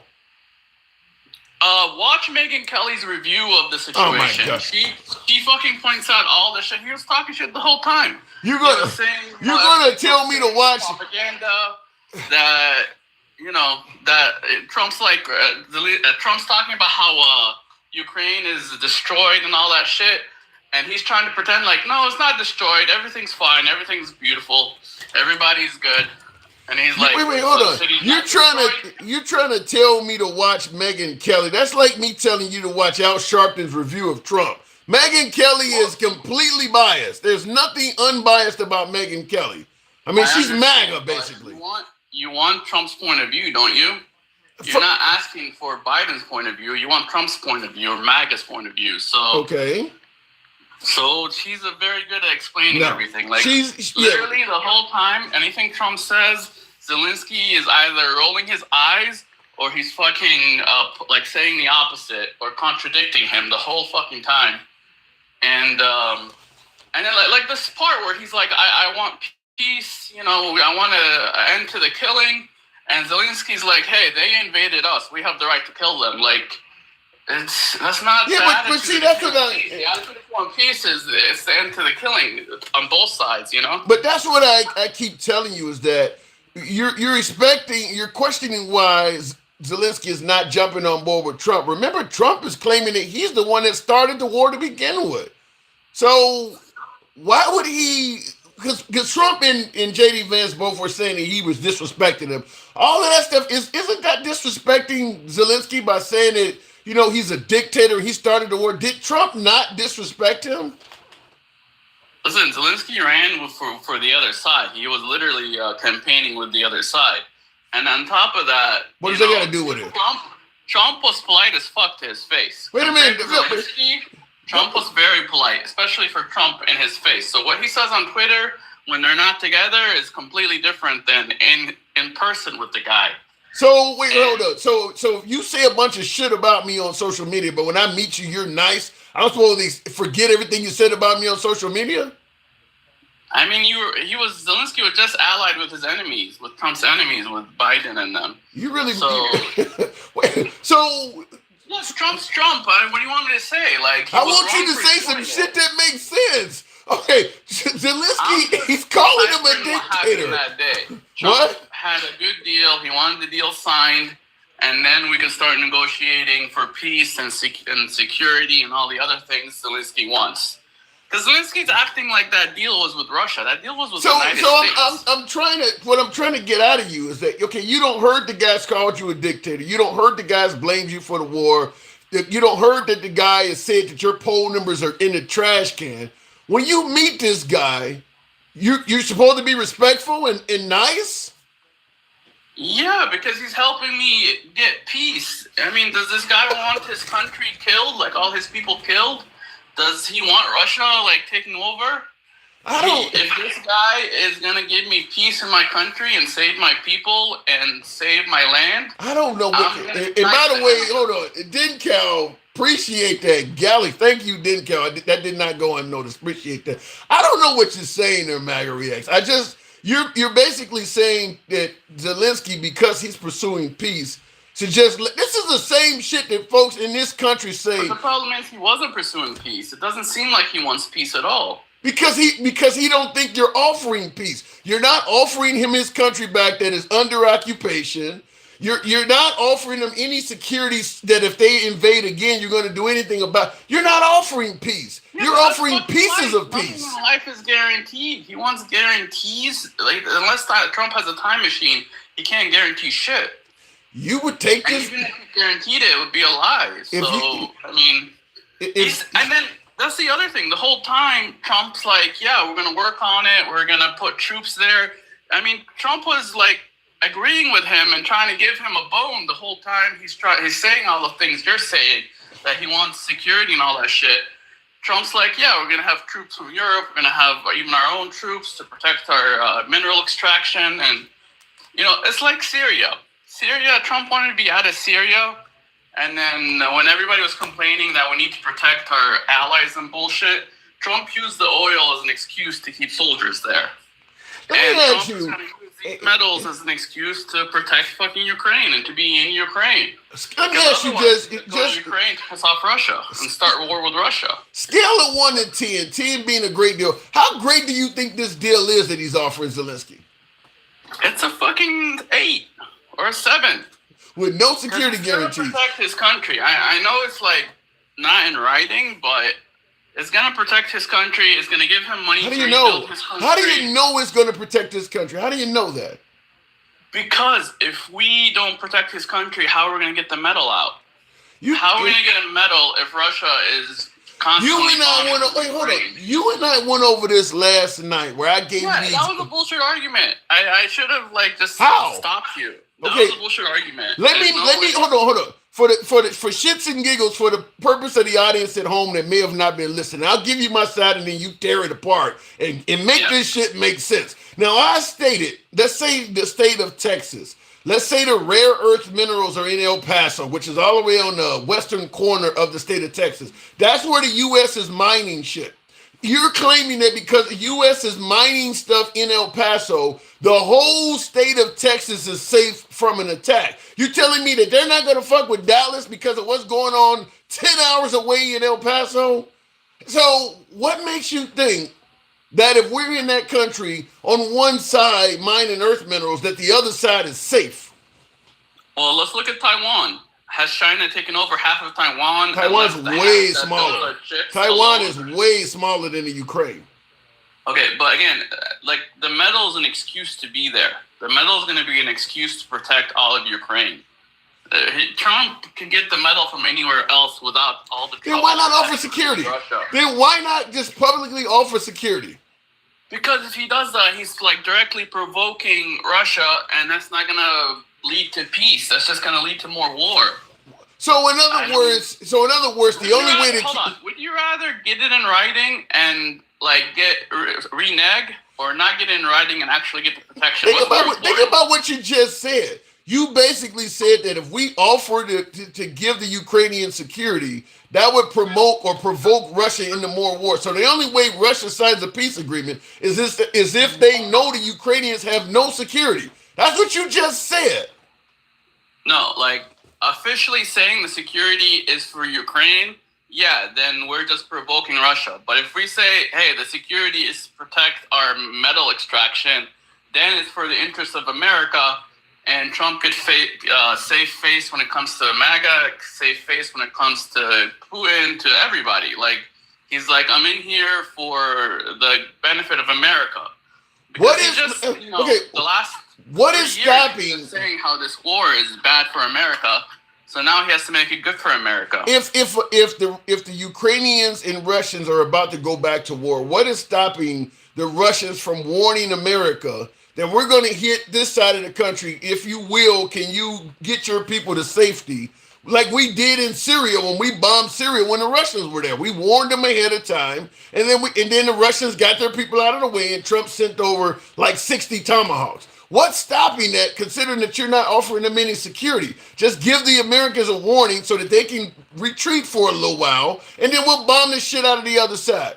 If there's no security, what's stopping that from happening? Listen, if that happens, then fucking, what's his name? Ukraine has a reason to not give us any more metal. They cut off supply until we fucking protect them. I mean, we're basically being mercenaries, so they could just not pay us. I mean, you act like the metal is going to be like immediately on a credit card that they're going to run our credit. They're going to run their credit card, and we're going to have their money, and we can screw them over afterwards. Oh my God. This is a long process where we have to protect them and protect our interests in Ukraine until we get our metal. And hopefully we're there for a long time until Putin's dead and Ukraine is safe, because that's the only way Ukraine's going to actually... The only real security is going to be Putin dying. Anything else, anything on paper, anything else is not even worth the paper it's written on. How do you feel about the fact that the UK is offering to actually put boots on the ground and provide security? Why are they doing it? Because it's more. That's actually good. Go for it. They could. That's what I mean. It sounds like they're playing into Trump's hand. Then yeah, good. We get the best of both worlds. No, you ain't getting shit in terms. No, because wait, hold on. You're not getting the best of both worlds because there's no guarantee you're gonna get the rare earth minerals at that point. You're not gonna get shit. You're gonna be kicked completely out of this deal. Again, that's assuming the earth minerals is the goal. The earth minerals are just an excuse. The goal is to pay for Ukraine. Wait a minute. I think you just spilled the beans. Without costing us money. So if UK is doing it, if the Europeans are doing it, that's good, because now Ukraine is protected and it's not going to cost us anything. What more can we want? We can get the metal from Ghana, we can get the metal from anywhere else. There's a lot easier and cheaper places to get the based metal. on just listening to the way you talking, to me it strengthens my reserve that the Ukrainians probably should not get into a deal with the United States at all. You're kind of spilling the beans like that's just an excuse. All of this other bullshit.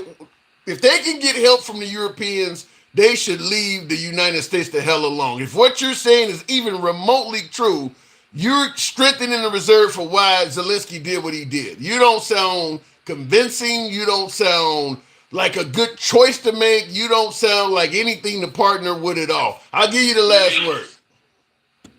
The only reason the European shit's bullshit is they don't really... Europe doesn't have... Most of the world doesn't have a real army because they're counting on the United States to protect them. Canada doesn't have an army. NATO barely has an army. I mean, we protect most of the world with our fucking military that we're paying out the ass for. So... You know, in the end, it's going to really only the United States could do this job. If Europe wants to pretend that they could do something, let them pretend, let them pay for it. But in the end, only the United States could do it. So they should take the deal with America. I can tell you one thing. If they do it, they're going to replace America. A lot of our superpower status throughout Europe is going to drop. If we force them to step up to the plate and they're able to do that and they're able to show that they can do shit without us, that's exactly what they're going to be doing going forward. Is things without us. Because With what army? You realize how much manpower is in Europe? You realize they do make decent weapons over there. They do have nuclear weapons over there. They're not as weak as we would like to believe. I mean, you've already said 100 times to me that the nukes are useless on both sides, that you're not afraid of the nukes. Well, say what? Our side's not going to nuke anything either. You need actual manpower, and you have to do it in a way not to piss off Russia. And I don't know. I think they're better off with the United States. No. Not under Trump. I don't think Europe, you know. I don't think the Ukrainians. I don't think they can do it. I don't think the Ukrainians are better off with the United States under Trump because his heart is not in it. He's not on the side of the Ukrainians. I mean, once you started calling the guy a dictator and saying all this awful stuff about him, it's pretty clear you're not an ally. Well, he's not. He hasn't proven himself to be an ally to Trump. He needs to do that. And Trump just wants peace. He's been saying that from day one. And, you know, the fact that Zelensky met with Democrats right before meeting with Trump, and it seems, I mean, there's people are saying that possibly the Democrats influenced him to reject this deal. And Yeah. I don't know. We totally just It's just before the whole I want to time ask it you looks real like quick. he's I trying gotta move it on. But somebody in the Like, comments, watch everything from the beginning. He was trying to provoke Trump the whole time. The fact that Trump held his tongue for as long as he did. I don't That was listen. As long as you calling the man a dictator and all that shit, saying he that provoked was Trump, his you're saying he provoked Trump because you're skipping over all the shit Trump said about him before. So that makes no sense to me. Trump said all that stuff about him, but now you're provoking Trump. Trump disrespected the hell out of that guy. But I want to ask you this in the comments. Not to his face, not after. I don't. He What the said he hell was does that gonna do the deal, matter? And then he showed up and fucking tried to. That makes no. You get no points for that. You say a bunch of shit about me on your own social media page, but because you didn't say it to my face, it doesn't matter. That makes no sense at all. I'm not saying it doesn't matter, but it matters. It matters. In fact, let me tell you this. Hold on, let me tell you this. Online, but when you're in fact, I'll tell you this. The fact that you said all of that on social media and then you're acting nice to my face makes you look two-faced as hell. I mean, which you is the real you? The guy on social media or the guy standing before me? That actually makes him look two-faced. It's not that he's two-faced. I used to be part of this little it's very hard to explain, but it's like a alliance of people. It's hard to it's a video game alliance, and I hate to bring it up because it's gonna sound stupid, but long story short, we were always like the best friends to our friends and the worst enemies to our enemies, and that's how Trump is. He's gonna talk shit until you're on his side, and then he's gonna be your best friend. And I'm assuming that if Zelensky had said all that shit about him on social media, he would have been willing to be friendly with him too, right? I mean, how many people have talked shit? Fucking JD Vance is right next to him, and he talked shit about him 4 or 5 years ago. Yeah. But he changed his tune, and Trump accepted it. Trump, and you laugh every time I say this, but Trump's a businessman. He doesn't really hold grudges. If you want to be his friend, he'll be your best friend. If you want to oppose him, he'll fucking talk shit about you and be your worst enemy. And he switches on a fucking dime. It's not because he fucking flip-flops. It's because he's a businessman and he just wants to get the deal done. I'll see you next semester in 4th grade. I gotta go. Appreciate it. All right, moving on with the... I don't know. Like I said, you're going to say all this shit about him on social media. And then when you meet him, you're going to... Well, let's be respectful now. As if he ain't heard about all this stuff. Trump's statements about Zelensky, certainly the one he made about Zelensky starting the war... That shit has been spread around the world. I mean, television stations around the world are playing video clips of Trump saying Zelensky started the war. But then when he meets him in person, well, he didn't say that in person to him. That really makes him look two-faced. Let me go back to the box. Hubert Kermerdell says Zelensky has negotiated a ceasefire with Putin before. Putin agreed and then broke the deal. No, USA never offered troops. And that is true. And that's what Zelensky brought up when he was in the White House with Trump. I think it was J.D. Vance was saying something like that. And he said, look, we done already made plenty of deals with this dude. And he keeps violating them. He talked about there was a hostage exchange. I guess the Ukrainians gave back some Russian hostages. And the Russians were supposed to give back some Ukrainian hostages. And he reneged on that. Now they were, and that's when J.D. Vance goes, well, you can't it's wrong to relitigate this in front of the American people. Yeah, but he has legitimate points.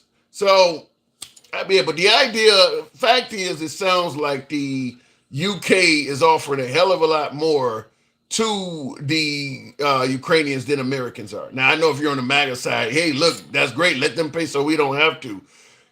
As Zelensky stated, you will feel this in the future because it will greatly reduce American influence by that happening.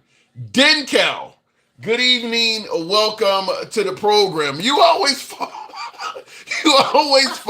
MAGA Reacts, my Look, God. Don't say I always follow. You always bring me up after him. You did this. I didn't do it. Well, maybe you think he said the right things today. Oh my God, man! Look. Just like credit for shit he don't deserve. I give you credit for some shit you don't deserve. This dude was really on here arguing the most insane points like ever in the history of mankind. Like he was like, oh yeah, well, Zelensky should be doing this and he should be doing this. And yeah, even though he was insulted and the man said he started the damn war when he didn't watch hundreds of thousands of his people die, he should have come to the White House and be like, oh yeah, you know what I'm saying? To me, that would make him look weak as hell to have this guy going around saying all this awful stuff about you and obviously Zelensky does want peace. And I guess the claim is if you want peace, you should be willing to kiss my Converse, Last Dragon style. Look, he might have been willing to do that for real peace. But when he gets to the White House, all he gets to sign is a piece of paper saying give 50% of his country's mineral rights to America with no security agreements or anything. Yeah. I would have did the same damn thing as he did. I would have said, look, hey, that's not what we agreed upon. But what about what my last guest, MAGA Reacts, was saying is that by us being in the country, mining their rare earth minerals, that gives them some security. That's the stupidest shit ever. That is the dumbest shit ever. You disagree, obviously. If I give up all of our rare earth materials, wherever we're digging and mining is going to be protected, but the rest of the goddamn country can get taken over. Yeah. And I don't get no security agreement from you. When the lady asked Trump, like, what if Trump... God, he told a bomb to fall on their head. Well, what if they drop a bomb on your head right now? That was insulting. That was insulting. That was pretty much saying nothing. I mean, that was insulting to tell her that. What if a bomb falls on your head? Like, damn. Yeah, that was downright insulting. And certainly the way he said it, he made it clear he had no tolerance for her question at all. Right, but I'm saying people acting like he came to the White House and he disrespected the White House. No, he came to the White House thinking that there was going to be some type of security agreement and he was going to turn over rights to minerals from his own country to secure security agreements. And he gets there and they say, all you got to sign is the mineral rights. And we'll get to you later on. We talked to Russia. We'll talk to you later on after you sign over 50% of the mineral rights of your country. Yeah, that's why Zelensky earlier on, they were complaining that Trump was negotiating a peace deal with the Russians, and they were not involved in it. Like, what kind of negotiations is this? The same thing he did with the Taliban in Afghanistan. He negotiated with the terrorists and didn't even have a conversation with the people we were supposed to be on the side of. Yeah. And that country now is in control by the Taliban. The Taliban now runs that country. So exactly. And now, Putin comes out today and says, now we are in alignment. Us in the United States of America are in alignment in our foreign objectives. Yeah, he did say that. He did actually say that. What in the holy fuck is going on in this country? Yes, he said that, and he invited Trump and President Xi to come to his victory ceremony. Yeah. I'm going to tell you something, in my opinion, and I really want to be wrong on this one, but, somebody, I think Will may have said, somebody sent me an inbox on this, and it made perfect sense. It almost sounds like, 2 or 3 mob families in New York depicting which boroughs they're going to control. Like, we're going to divide the 5 boroughs up amongst each other. And if I got the Bronx, you worry about what you're doing over in Harlem. You don't come in my territory. I'll make a promise not to come in yours. It sounds like Xi Jinping, maybe Vladimir Putin and Trump may be playing that role. We're going to divide up the damn planet You know, exactly. That is exactly what is going on, and I can't understand why anybody that has a conscious understanding and looks at what's going on does not understand. Remember when you always be saying stuff like, "Hey, maybe Trump was right." No, we were right when we said Trump is a fucking Putin troll. Like he's saying right now that we should side with Russia when Russia literally offers us nothing. Because we know that Trump is transactional. Like if you offer us something, like he'll be down with it. But Russia offers us nothing. They've never offered us nothing. They've always been trying to take our country over. And now he's saying today, he eliminated the people in the Department of Defense that used to find out like what Russia was doing, like cybersecurity. He literally shut down that office in our government to look what Russia is doing cybersecurity wise. Now I know what's being done. You know, you're getting rid of these folks to prevent resistance, as you're alluding to. But is there a point where you reach a point where you've gotten rid of so many people that we don't have enough to function government? Even if you're trying to make it so that the people that are in there are your loyalists, are we moving too fast in terms of getting rid of folks? I'll give you a quick synopsis of one thing. I was reading today, and I was looking. There was he was a secretary. He used to be in charge of the Social Security, and he said he's watching everything that's going on. And I mean, he was in charge like a month or two ago. Okay. During the Biden administration, he said within about 30 to 60 days, the Social Security system is going to break down. Who said that? The last Social Security Department administrator. I forgot his name, but he was in charge of Social Security. What would cause it to break down? Because they've gotten rid of so many employees. Okay. So exactly what I'm talking about. Look, everybody getting their check every month. It takes a lot of people to, put in input information. Yeah.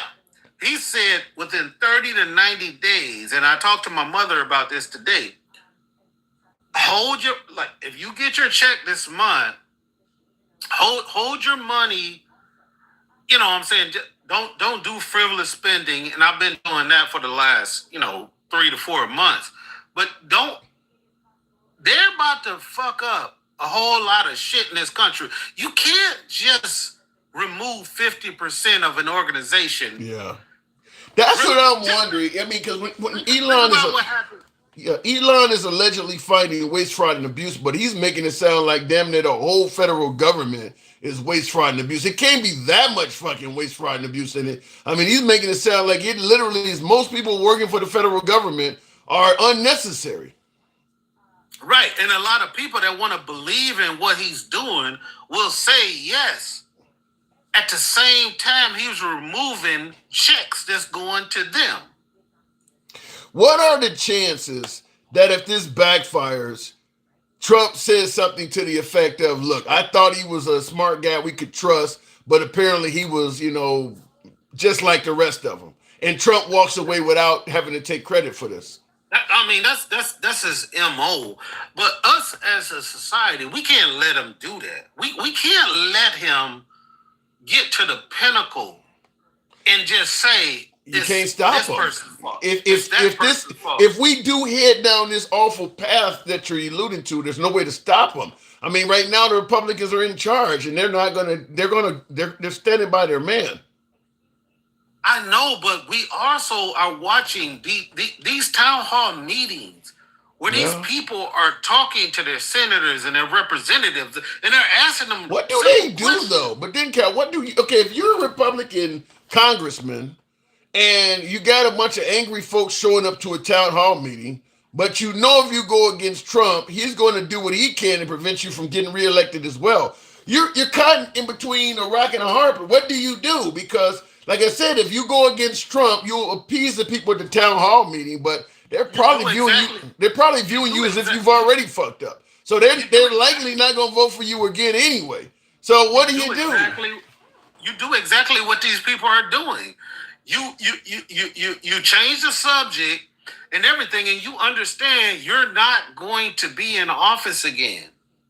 And that's what they're doing. If you listen to these people at these town halls, they're changing the subject. They're like, well, no, Trump is not the problem. Like, everybody else in the world is the problem. But they're not going to be in office anymore. Yeah, I saw a guy. I saw a town hall. Yeah, I saw a town hall not long before I got on the program where a woman said, she started out by saying, "Look, I want to guarantee you folks that we are not paid actors that are coming here from the Democrats." And then she asked them, what are you going to say about them throwing up these Nazi salutes and all that? And he did exactly what you tried to change the subject. And you know what? He never answered the question. He started talking about everything under the sun. He never said anything about Nazi salutes or nothing. Yeah. And she asked him again the second time because at the end it was like, well, you haven't answered my question, so repeat the question. And, he didn't want to answer it. He would not touch that. He went off in the same, thing. He never answered the question. Yeah. Because he doesn't have an answer to the question. So what are you suggesting? Maybe a shellacking in the midterms?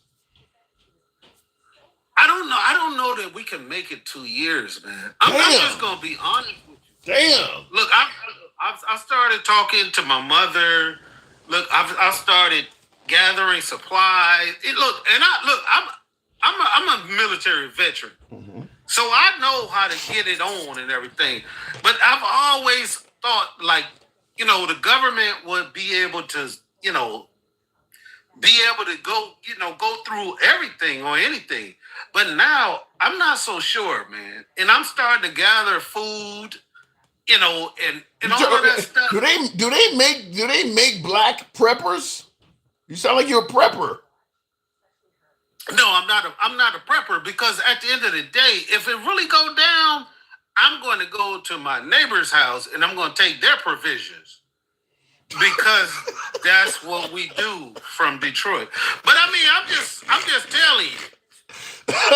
Oh my God! So you're gonna be a zombie. You're gonna be the zombie. I do want to be, semi-prepared so that the people I've talked to people. I've said, look, when it really go down, come to my house. We gonna get together. And I never was like that because I've always thought like the American government would prevail over everything. But then when I watch the American government and I see that they done fired every black person. Wow. Every black person that was in the military leadership, you could do your thing, handsome liberal. You could tell me well, maybe it's just because they don't agree with. You know my spiel on it. I know folks believe that DEI is about hiring people that do not have merit and things like that. But I've said this many times that affirmative action has been around since the 80s. DEI has been around at least a decade or more. If so many folks are getting hired that do not have merit, you should be able to show us all sorts of fuck-ups that have come from, whether it's the police department, whether it's black or female pilots that have crashed aircraft. Where are all of the people that don't have merit? The people you're firing, their records seem to be fairly good. So I don't see the lack of merit. Society. We know that's a fucking lie. But then, look, earlier when I was listening to MAGA Reacts, on the show, I was like, maybe I should join and we should have a conversation because he called me out a couple of times maybe I should be on the same time as him. That dude has no understanding of civil life when it comes to minorities. He has no understanding when he's talking about Zelensky is sitting there. He done came to this country and he wants to secure peace for his country. And he gets here and all he gets is a contract shoved in his face that says, give up the rest of your mineral rights to your country for the next 500 years, and we're not going to give you no security, agreements. I would have, look, if I was Zelensky right there, I would have stood up and I would have slapped the shit out of Donald Trump. Oh my God. So they're going to throw Zelensky in jail. You know, I'll tell you this. I think that Zelensky knew when he came over to the United States, he was unlikely to sign a contract based on what they were offering. But I think his goal. No, I disagree. I think he thought that they were going to, provide them with some security agreements. I don't think they said, "Come on." I think what he was trying to do was prevent Trump from literally controlling the narrative by saying, look, we tried to offer him the best deal you could ever get. This was the beautiful and biggest deal anybody could ever get. And this guy just wants to continue war and he refused it. I think by coming over here, he basically prevented Trump from controlling the narrative. But because in America, you're not going to hear what Zelensky had to say. We don't sit around watching, the speeches at the EU and things like that. So that's on liberal. Yeah, that's on liberal. They fucking lied to him before he got here. When he got here, he thought he was going to sign a security agreement along with the mineral agreements. But when he got there, they was like, well, go ahead and sign the mineral agreements, and then we're going to holler at you later. He said, no, I'm not doing that. The switcheroo. And he was the guy in the room who said, look, you can say what you want to and everything. That is the most courageous man, since I've seen, like maybe Martin Luther King or somebody. He knew that he was in enemy territory. And he said, I'm not signing this shit. Yep. He certainly is a brave man. There's no denying, because he was offered asylum at the beginning of the war. They basically told him, I don't need a way out. I need ammunition. He's made it clear that he is a war leader, which is why when Trump said and they trying to get rid of him, talking about, if you just go ahead and have a new election. Right. Why? Because because they get somebody else. Why him and Elon Musk is in charge of all elections throughout the world right now. Go ahead and have an election, and then we'll get the fuck out of here. Stop it. All right, then, Cal. Preach on. Appreciate you coming through. And by the way, thanks for the support, man. All right. You know what it is. Thank you. Appreciate it. And by the way, because Trump is calling for an election in the Ukraine. Let's be clear, folks. The Ukrainians been under war. They've been at war for 3 years. You know what happens during war? People get displaced. Women and children flee the country trying to get away from the danger. So a lot of the Ukrainian citizens are no longer in the Ukraine. The men are obviously either deceased or within the trenches fighting and things like that. About 20-30% of the country is currently occupied by the Russians. How the hell are you going to hold an election under that? How can you possibly expect them to hold a legitimate election under those circumstances, where a large portion of the country are refugees in another country? Some of their territory is occupied by Russia. Russia's not going to let them folks be able to vote. Imagine if we had occupation in America where you had several of the Bible Belt states in the South that were occupied by the enemy. The voting down there is not going to happen. So why would we expect them to hold an election in the middle of this shit? Other than Russia wants that election because they can probably install a Russian-friendly leader in that country. Not to mention with Zelensky being so brave like that, if you roll the dice, the next guy's probably not going to be that fucking brave. So they want to get rid of Zelensky. That's kind of what they're doing. Will G says all Trump and MAGA did was vilify Zelensky and made Putin blush. Yeah, they definitely gave Putin a hard on. I mean, I would assume the Russians got to be like, damn, how did we get so damn lucky with this guy? I mean, because he's not saying anything negative about Russia at all. He almost sounds like Russia light when it comes to going after Zelensky. I mean, Trump is echoing a lot of the same things the Russians are.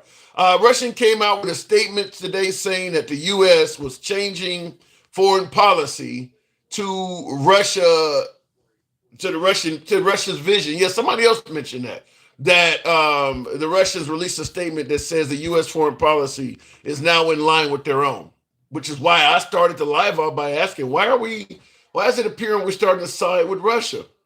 Now MAGA reacts disagree with that, but how could you possibly see otherwise? We've said a bunch of negative things about Zelensky, virtually nothing negative about Russia. He wouldn't even clarify whether Putin was a dictator or not. He's certain Zelensky's a dictator, but he wouldn't even say that Putin was a dictator. Now, what he said when asked, well, what am I supposed to say? Are you ready to make this deal while calling the guy a dictator? That's his excuse for not calling Putin a dictator, is that I can't insult the guy and then expect him to make a deal with me. Well, you had no problem doing it to Zelensky. So it sounds like he's making excuses almost. But what say you? Yeah, that was me, the 5 territories of Europe. Yeah, Putin, Western Hemisphere, Trump, Asia, Poland. Okay, this is the division I was talking about. And this is Will that said that. He said the 5 territories of Europe. He's saying that Putin would get the Western Hemisphere. Trump would get Asia, Polynesia, and Xi gets the Middle East.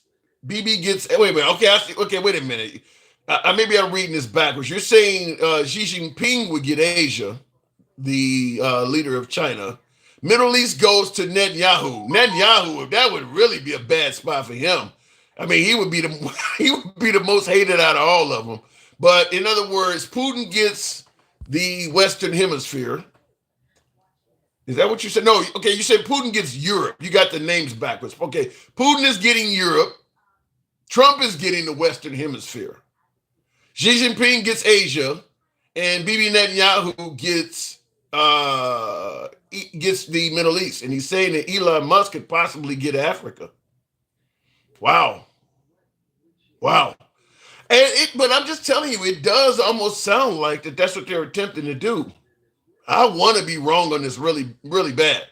But it does sound like all of the most hated leaders are the ones that Trump seems to be favoring, siding with. I mean, now the leader of Hungary is also a dictator.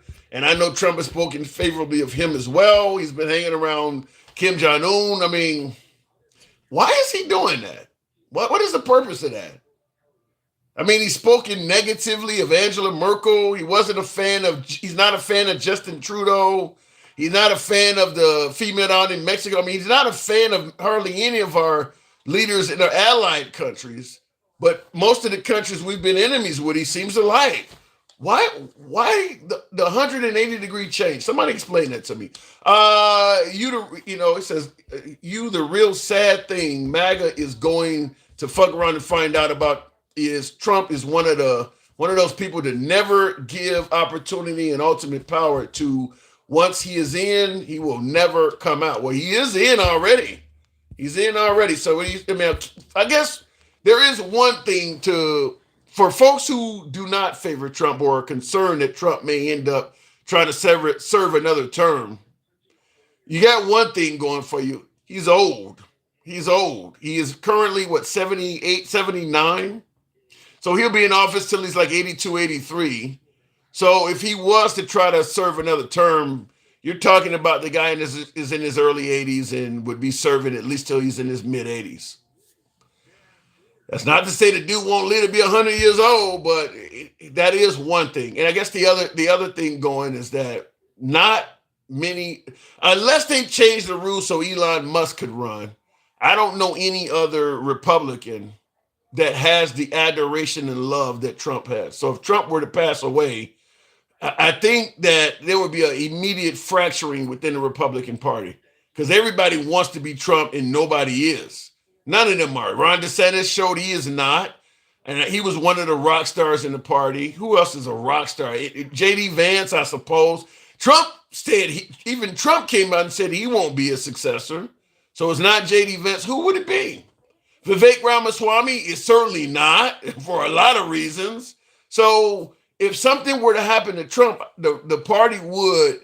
I don't think Congress, the way they are now, where they're kind of almost in line behind Trump no matter what he does, I don't think any other leader in the Republican Party could get that kind of cooperation from all of Congress like that.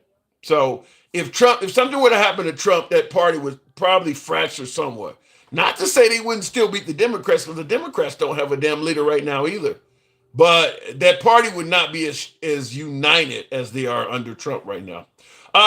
Looking in the comments, whether MAGA wakes up or not, it will be too late. Everyone is getting screwed.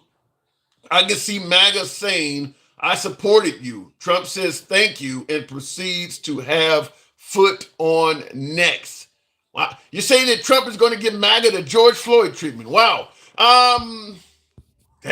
I'm trying to see how I can spin that. I can't really. Because he did say, I don't care about you. I just need your vote. I mean, it ain't like he didn't give the warning. I want to spin it, but I can't. Trump is going to get Barron. You think? No, I don't think Barron. Barron needs to be. He needs to be speaking up right now. Let me go back to the box. AOC and Jasmine Crockett. AOC. Guess who's talking about running again?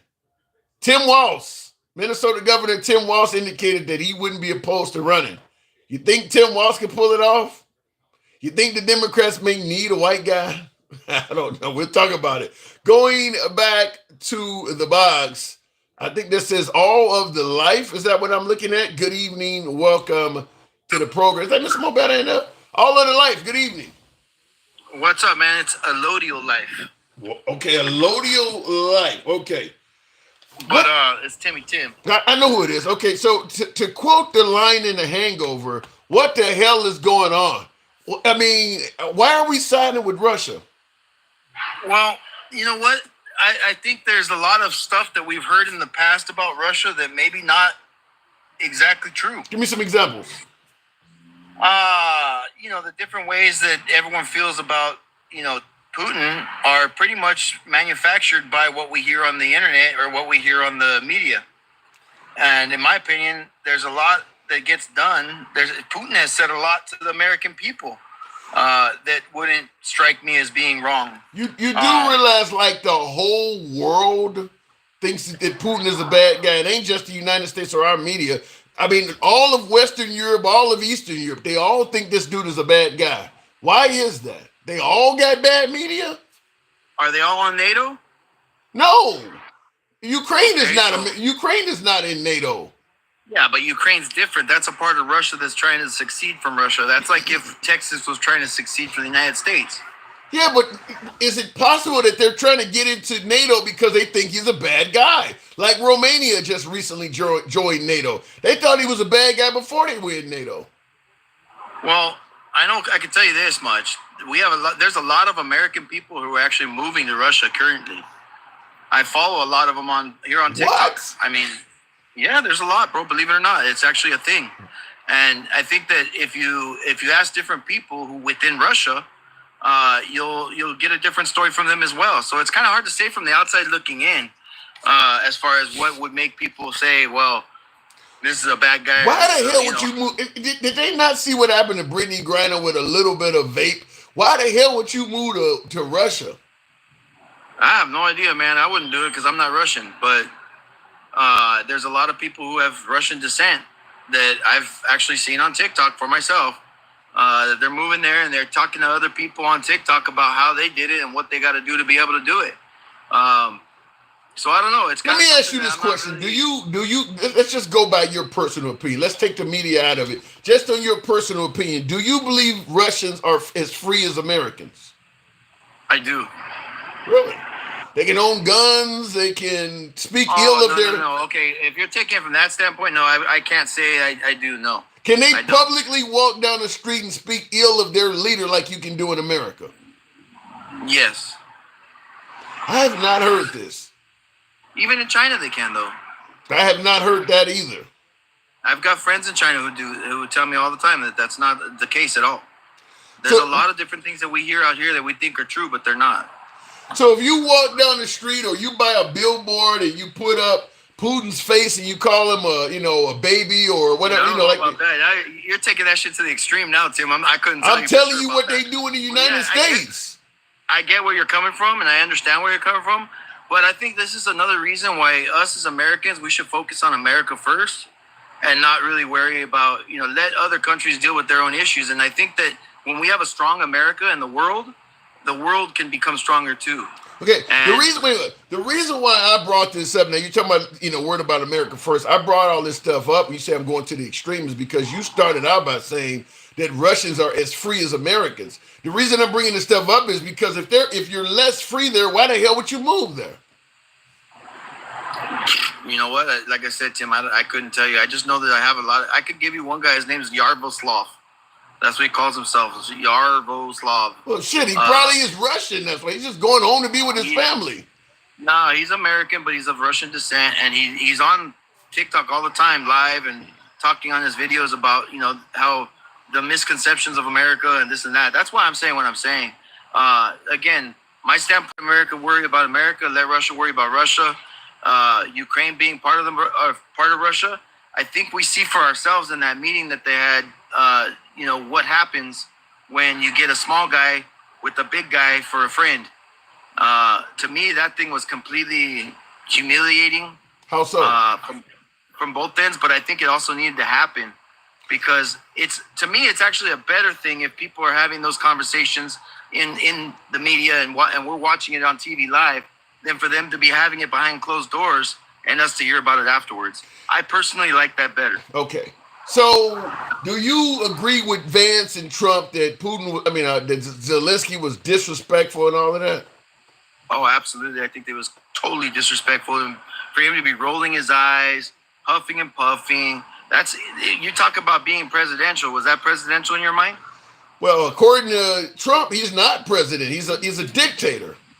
Well, if you cancel elections in your country and you start having people who are your adversaries arrested, you are kind of a dictator, aren't you? So you're saying he canceled the election. So you're saying that right now, while they're at war, they should hold an election. If we didn't in the United States, would we say that Trump was a dictator? If we were at war to the level they are, that would be like trying to hold an election on December 7, 1941 in Hawaii. Okay, hold on. Explain to me why you say at the level that they are. What level do you perceive them to being at war? Some of their country is currently under occupation. Millions of their citizens are displaced and not even in the country. How do you hold an election under that environment? Have you seen their cities? Yeah, they're bombed out. Which ones? Kyiv. I've seen Kyiv. You go to Kyiv live on TikTok. You can find people on TikTok live and see for yourself live what their city looks like. It's nothing wrong with it. But the people are not there is what I'm telling you. People have fled the country. How they gonna vote? That's not true either.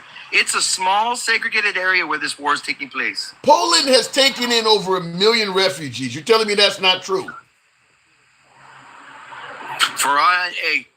Honestly, man, you never know what's true with the numbers that they produce. You're over here talking about the numbers that Trump's talking about, saying that they're not true, but you're saying that every number that they put out in Ukraine is true? I don't get it. Okay, let me just say it this way. If we were at war for 3 solid years and the country we were at war with was beating us and occupying our country, you would have 1 million Americans flee this country. Why is that so hard to believe? They're going to flee the country? Where are they going to go? Other neighboring countries that would take them. So Mexico or Canada? Yeah. So they're not going to go to another state? Maybe not. That might. Why would you? If you could listen, if America's being invaded, why would you risk going to another state knowing that might be the next place they come when Canada or Mexico is offering refugee status? Why not just leave? Because you're still in your country. You're still in the country. There's refugee points within our country. But that ain't what happened. Romania, and I know for a fact, Poland is over 1 million refugees in that country. They have fled that country. They're not there. You're talking about countries smaller than some states. But you're telling me you want to hold an election with all of these people gone? No. I'm telling you that if Trump was to cancel our elections for any reason, what would the liberals have to say about that? Who gives a damn? You don't care about what the liberals got to say? Everybody's going to have something to say because nobody can cancel our elections, right? They have to happen no matter what. No, they don't have to happen no matter what. So when has our elections ever been canceled? We've been at war. We've been at World War I, World War II. We have never been. Wait. We've never been at war to the point where we were occupied and under what they're under in Ukraine. We've never been. Our backs have never been to the wall that much. I mean, they got 20% of their country is currently occupied by Russia. What about those people? How they gonna vote? Hey, well, like I said, man, it's up to that country to handle that country's affairs. Why would you hold an election in that environment, though? Well, I mean, you're going off what you think that environment is, but I'm telling you what I've seen, that environment is nothing like that. So you're telling me none of that country is under occupation by Russia? That's not what I'm saying, but I'm saying that the way that it's been blown out of proportion makes it sound like it's something that should be concerning the way you're concerned with it. So what? So the people that are in the areas that are under occupation, if you hold an election, how do they get to vote? I mean, like I said, Tim, it's up to them to do it. You know what I mean? I have no answer for that. Tell me how they could do it. If it's up to them, tell me how they could vote. If the Russians have their neighborhoods, their part of the country under occupation, you said it's up to them. Tell me how they could vote. Just hold the election. They held the election and they shot it down. Remember? Oh, wait, no. What I'm saying is, if the Russians have part of the country under occupation, how do you hold an election when Russia controls your area? How do you not? This makes no sense at all. You're telling me that they're going to let them hold a free election in Russia, who has the country under occupation, is not going to interfere with that at all. They're going to just let them hold a free election, is what you're saying, right? What I'm saying is this. You're trying to get me to answer something that I've never been in that situation, just like you never have. I don't need to get ran over by a car to know it hurts. I mean, what are you talking about? That's not the same shit. That's not the same shit.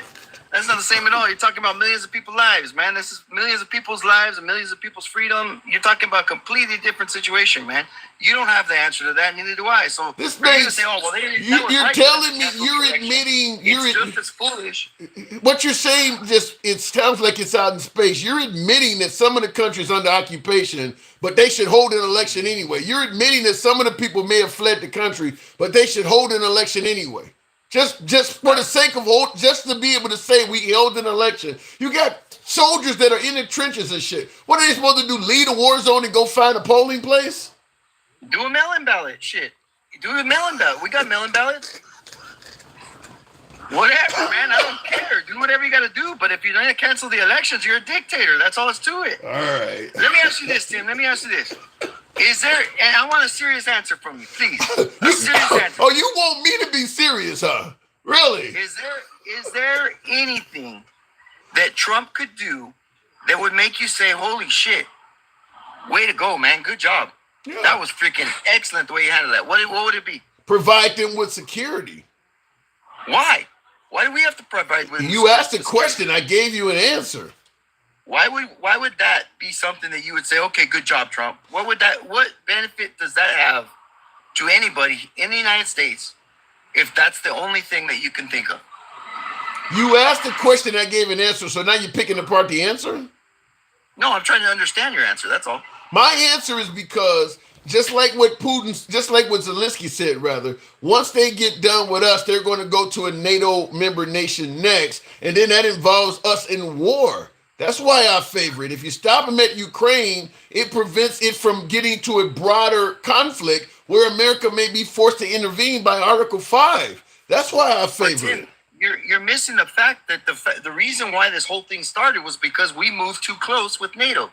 No. That was the reason for it. Yeah, and I heard that. To me, that's a crock of shit. First of all, there was never any official vote to put the Ukraine in NATO. So for Russia to attack based on something that at the very best was a hope and wish of the Ukraine, that's not acceptable. I could see if they were actually holding votes to decide or something like that. None of that was happening. So Russia don't have a right to attack saying, well, you guys are thinking about joining NATO, so we're going to attack. So when we moved in with NATO to Belarus, that was okay? What? When NATO moved in with Belarus, that was okay? Belarus is a staunch supporter of Russia. They have nothing to do with NATO. They're on Russia's side. If we moved into Belarus, that'd be okay?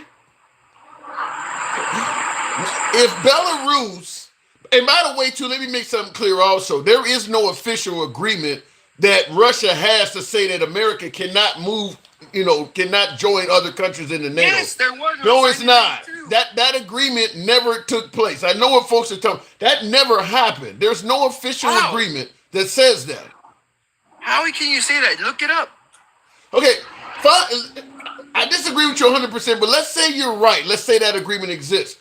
It never happened. None of these countries ever joined NATO, so why is Russia launching an attack? Because Ukraine was trying to get us to let them join NATO. We were paying them all kinds of money.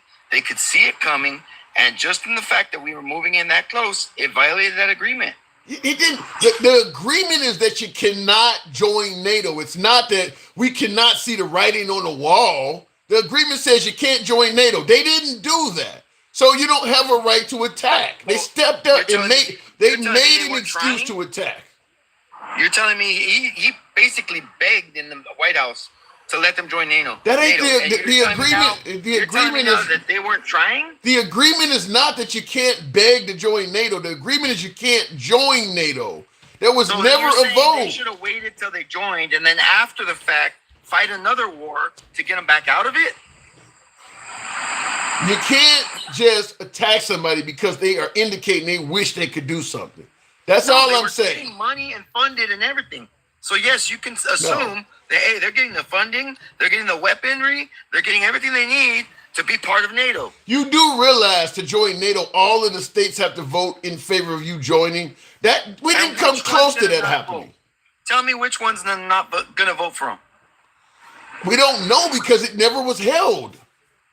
Tim, you know as well. So hold on. So you really think that what happened was so you think Russia had a legitimate reason to attack them?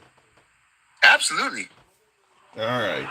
Then we'll end it at that. I think that's crazy, but we'll leave it at that. And you want them to hold an election in the middle of a war too, so we'll leave it at that. Thanks for coming through as always. Come on back anytime, all right, man. Appreciate it. All right, moving on with the program. You guys know how what we always say on the program. We don't block, ban, or censor. We're MAGA friendly. My last caller was MAGA. No issue with that, but we just disagree on everything. The idea that they want, I see in the comments, but it says Pitts Edition says, thank God. The idea that you would expect the Ukrainians to hold an election in the middle of that shit, that's insane. Well, they could have mail-in ballots. They're getting shot up, drones and shit. You gonna come from out of your hiding place to go and cast the ballot.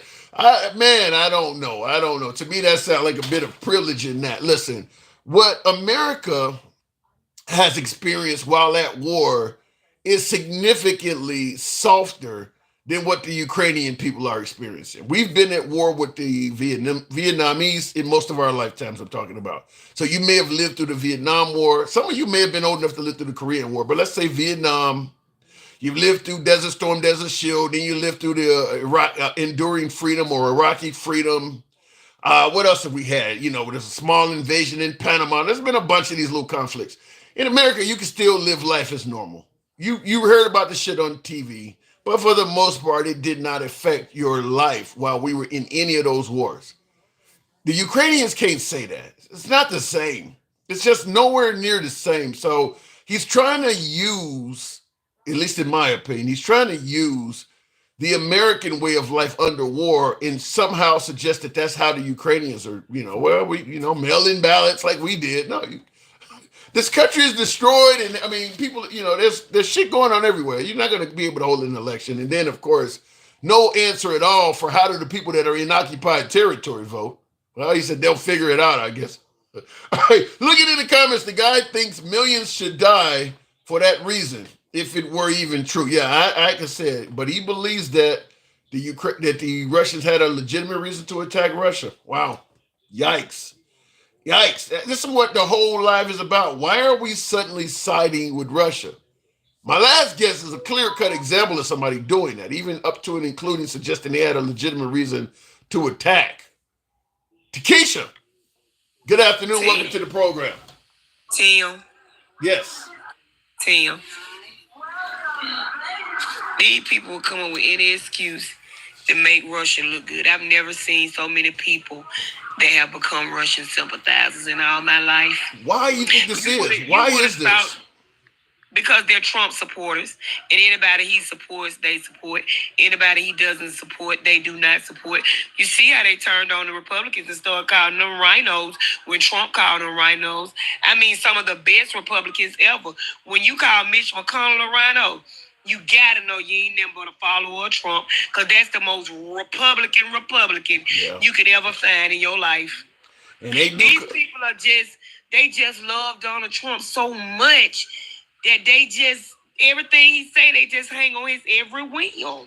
How do you get that type of love and adoration? What did he do to get that? Because I want to mimic that. I want that. How do you get that?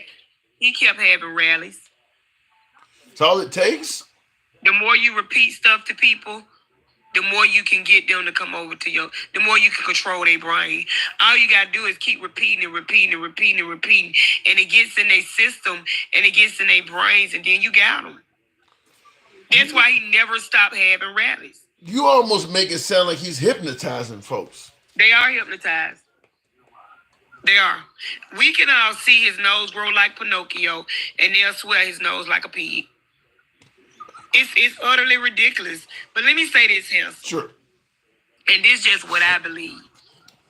I think that when Trump said he was going to go on his revenge tour, that the U.S. was on that list for not voting for him in 2020. And I think he's trying to destroy this country for our payback, because you alienate all our allies.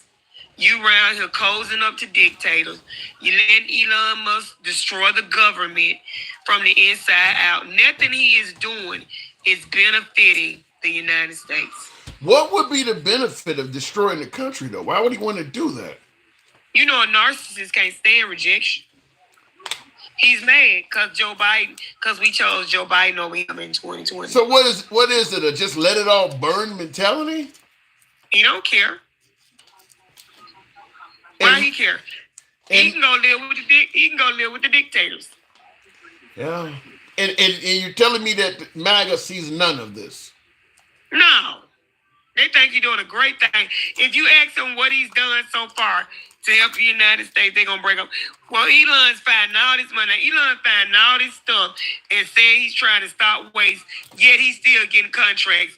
Every other day he getting a new contract. So how you saving us money? Where's the proof? Yeah, and that's what that is probably the $64 million question is, where is the proof? Because he has found billions of dollars of waste, fraud, and abuse. But when you start saying, well, show me the receipts, he starts coming up short. It's kind of, all of the proof is just him telling you that. And Tim, when they said that he was going to get on some money from the money that he's found that's been wasted, Tim, let me ask you a question. Can you get time back that you wasted? Not according to Boy George. No, time won't give me time. Can you get milk back that you waste? No. How does one give you something from something that was wasted? Isn't wasted stuff already gone? Yeah, you're getting complicated. I'm asking a question. How you gonna give me some money that's already been wasted? Well, I guess the way I'm looking at it is, if we're collecting federal tax dollars, and we got a fraudulent organization out there that's getting monthly payments from our tax dollars, if I cancel that organization out, those monthly payments either can start going to some of you folks, or we'll give you a tax cut so we never have to pay them to begin with. Tim, if you believe that, then you got a head full of hair. Stop it, Tim. Stop it, Tim.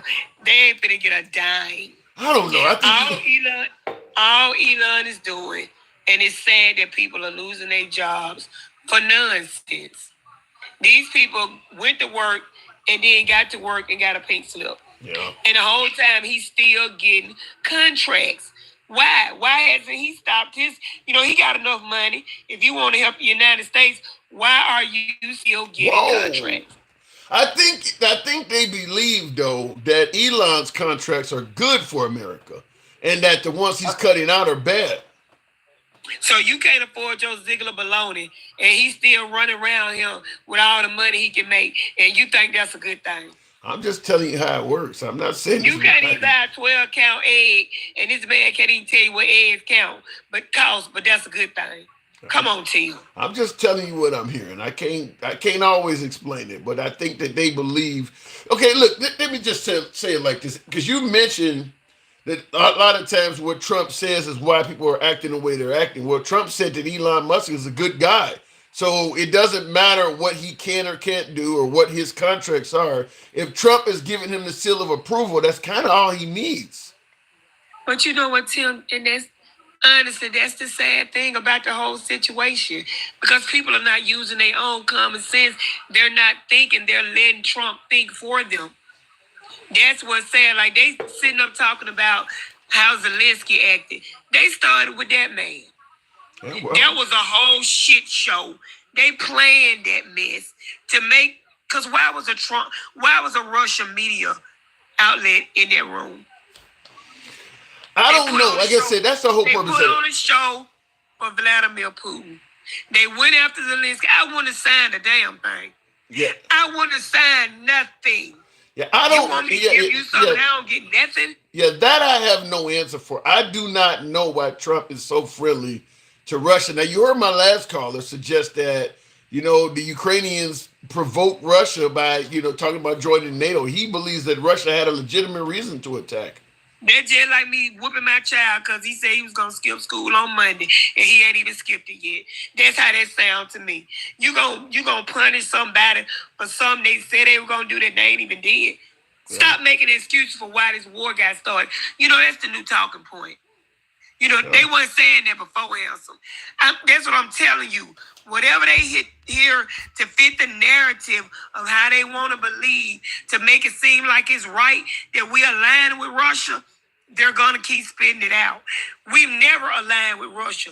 But that man said that our views are aligning, and that's scary. Does there ever come a point where you could possibly see maybe MAGA viewing Trump in an unfavorable manner, maybe thinking that he messed up something? Do you think that's ever possible?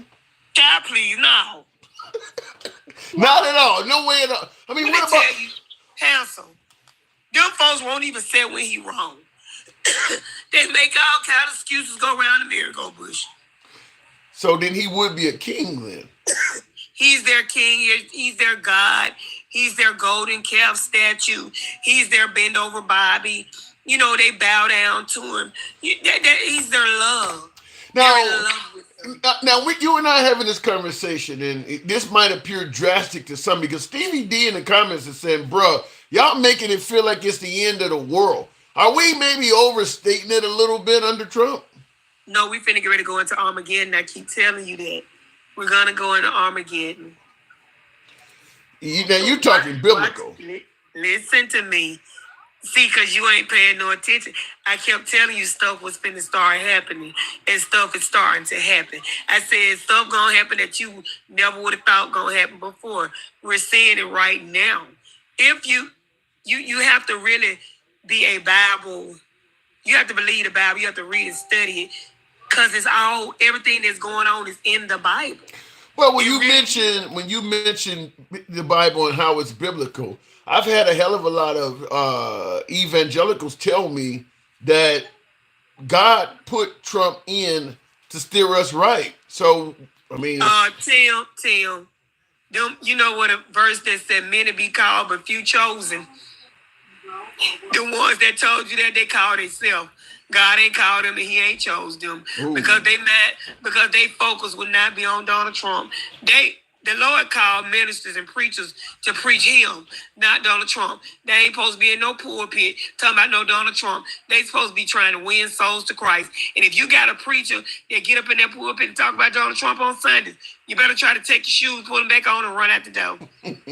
I mean, I did have somebody tell me that when I was in line waiting to go into a Trump rally, that Trump was sent here by God. Why was he at a Trump rally? I don't know. If he wasn't there trying to give a word of the Lord, he shouldn't even been there. That is not what God called him to do. They gotta stop. Let me tell you something, Tim. The Pharisees, they just like the Republican Party. They want to bring up all these values, and they following the laws of the Bible and going, along with what Jesus said. And the Pharisees was trying to kill Jesus. So don't just because people say they for stuff that's in the Bible, it doesn't mean that their heart is with God. God already said that my name are on their lips, but their hearts are far from me. But the liberals, so you can't trust people just because of the position they in. Well, but the liberals are promoting all this LGBT stuff, and they can't tell what a woman is. They're okay with a woman terminating their baby in the 9th month, but yet you're going to say the right is not closer to God? Ain't no closer to God, Tim. Stop it. I'm just. But one thing the liberals don't do is they don't fake play. See, the Lord, let me tell you, the Bible said that He'd rather you to be hot or cold. But if you lukewarm, He gonna spit you out His mouth because you give Him a nasty taste. He just wants you to be real. I never thought God would eat me. Why? He wants you to be real. They not real, Tim. Just because you put the 10 Commandments in the school and you ain't following down one of them, that ain't moving the Lord. He ain't looked that way yet. They gotta stop being so fake. Like Mike Johnson told me something. He feel like the Lord chose him as the David. David who, Copperfield? Because you ain't doing it but playing magic tricks. Because you sure ain't the David in the Bible. They gotta stop playing, Tim. They gotta stop playing, man. All right, Chiquisha, listen, you got me on the biblical sense of things. Listen, I grew up in the church, but it's been a while ago. You know, that was a long time ago. That's a lot, and you know, I do have reservations about religion. I've made it clear in the program many times. I do.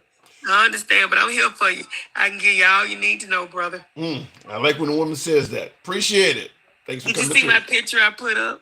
No, I did not. Oh, man, I was so fine I couldn't stand myself. Oh, shit. Bless your heart. All right, I got to go. Go look at my page, baby. It'll make you rub yourself tonight, I'm telling you. I'm black as hell and I'm blushing. I got to go. Oh, my God. Kind of reminds me of the old song by Divinyls. What is it? I don't want nobody else. When I think about you, I touch myself. Looking in the comments, tap the screen. We should have been around about 80,000 by now. You guys can make that happen. Give me a good solid minute of tapping the screen. Help out the algorithm. Brings in, you know what I say, brings in more MAGA. We go left to Bernie Sanders, Trump having dinner with Q. By the way, folks, if you favor this type of open dialogue, all sides of the aisle, we don't block, ban, or censor anyone. You enjoy this type of conversation, get your boy a subscription on YouTube horizontal, YouTube vertical. We are also on Instagram Live and TikTok. Feel free to follow on any of those. If you wonder where the calls come from, if you ever wanted to call into the program, want to tear to host a new one or make a comment on a prior guest, come on TikTok or Instagram Live. You're both the handsome liberal as well, and we'll bring you right up.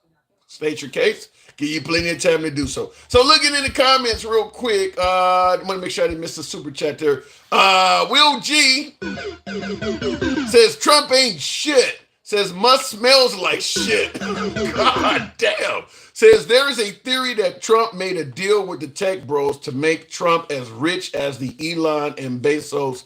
Every day it's more and more true. So it's just a huge grift. Huge grift. Man, where do I start on something like that?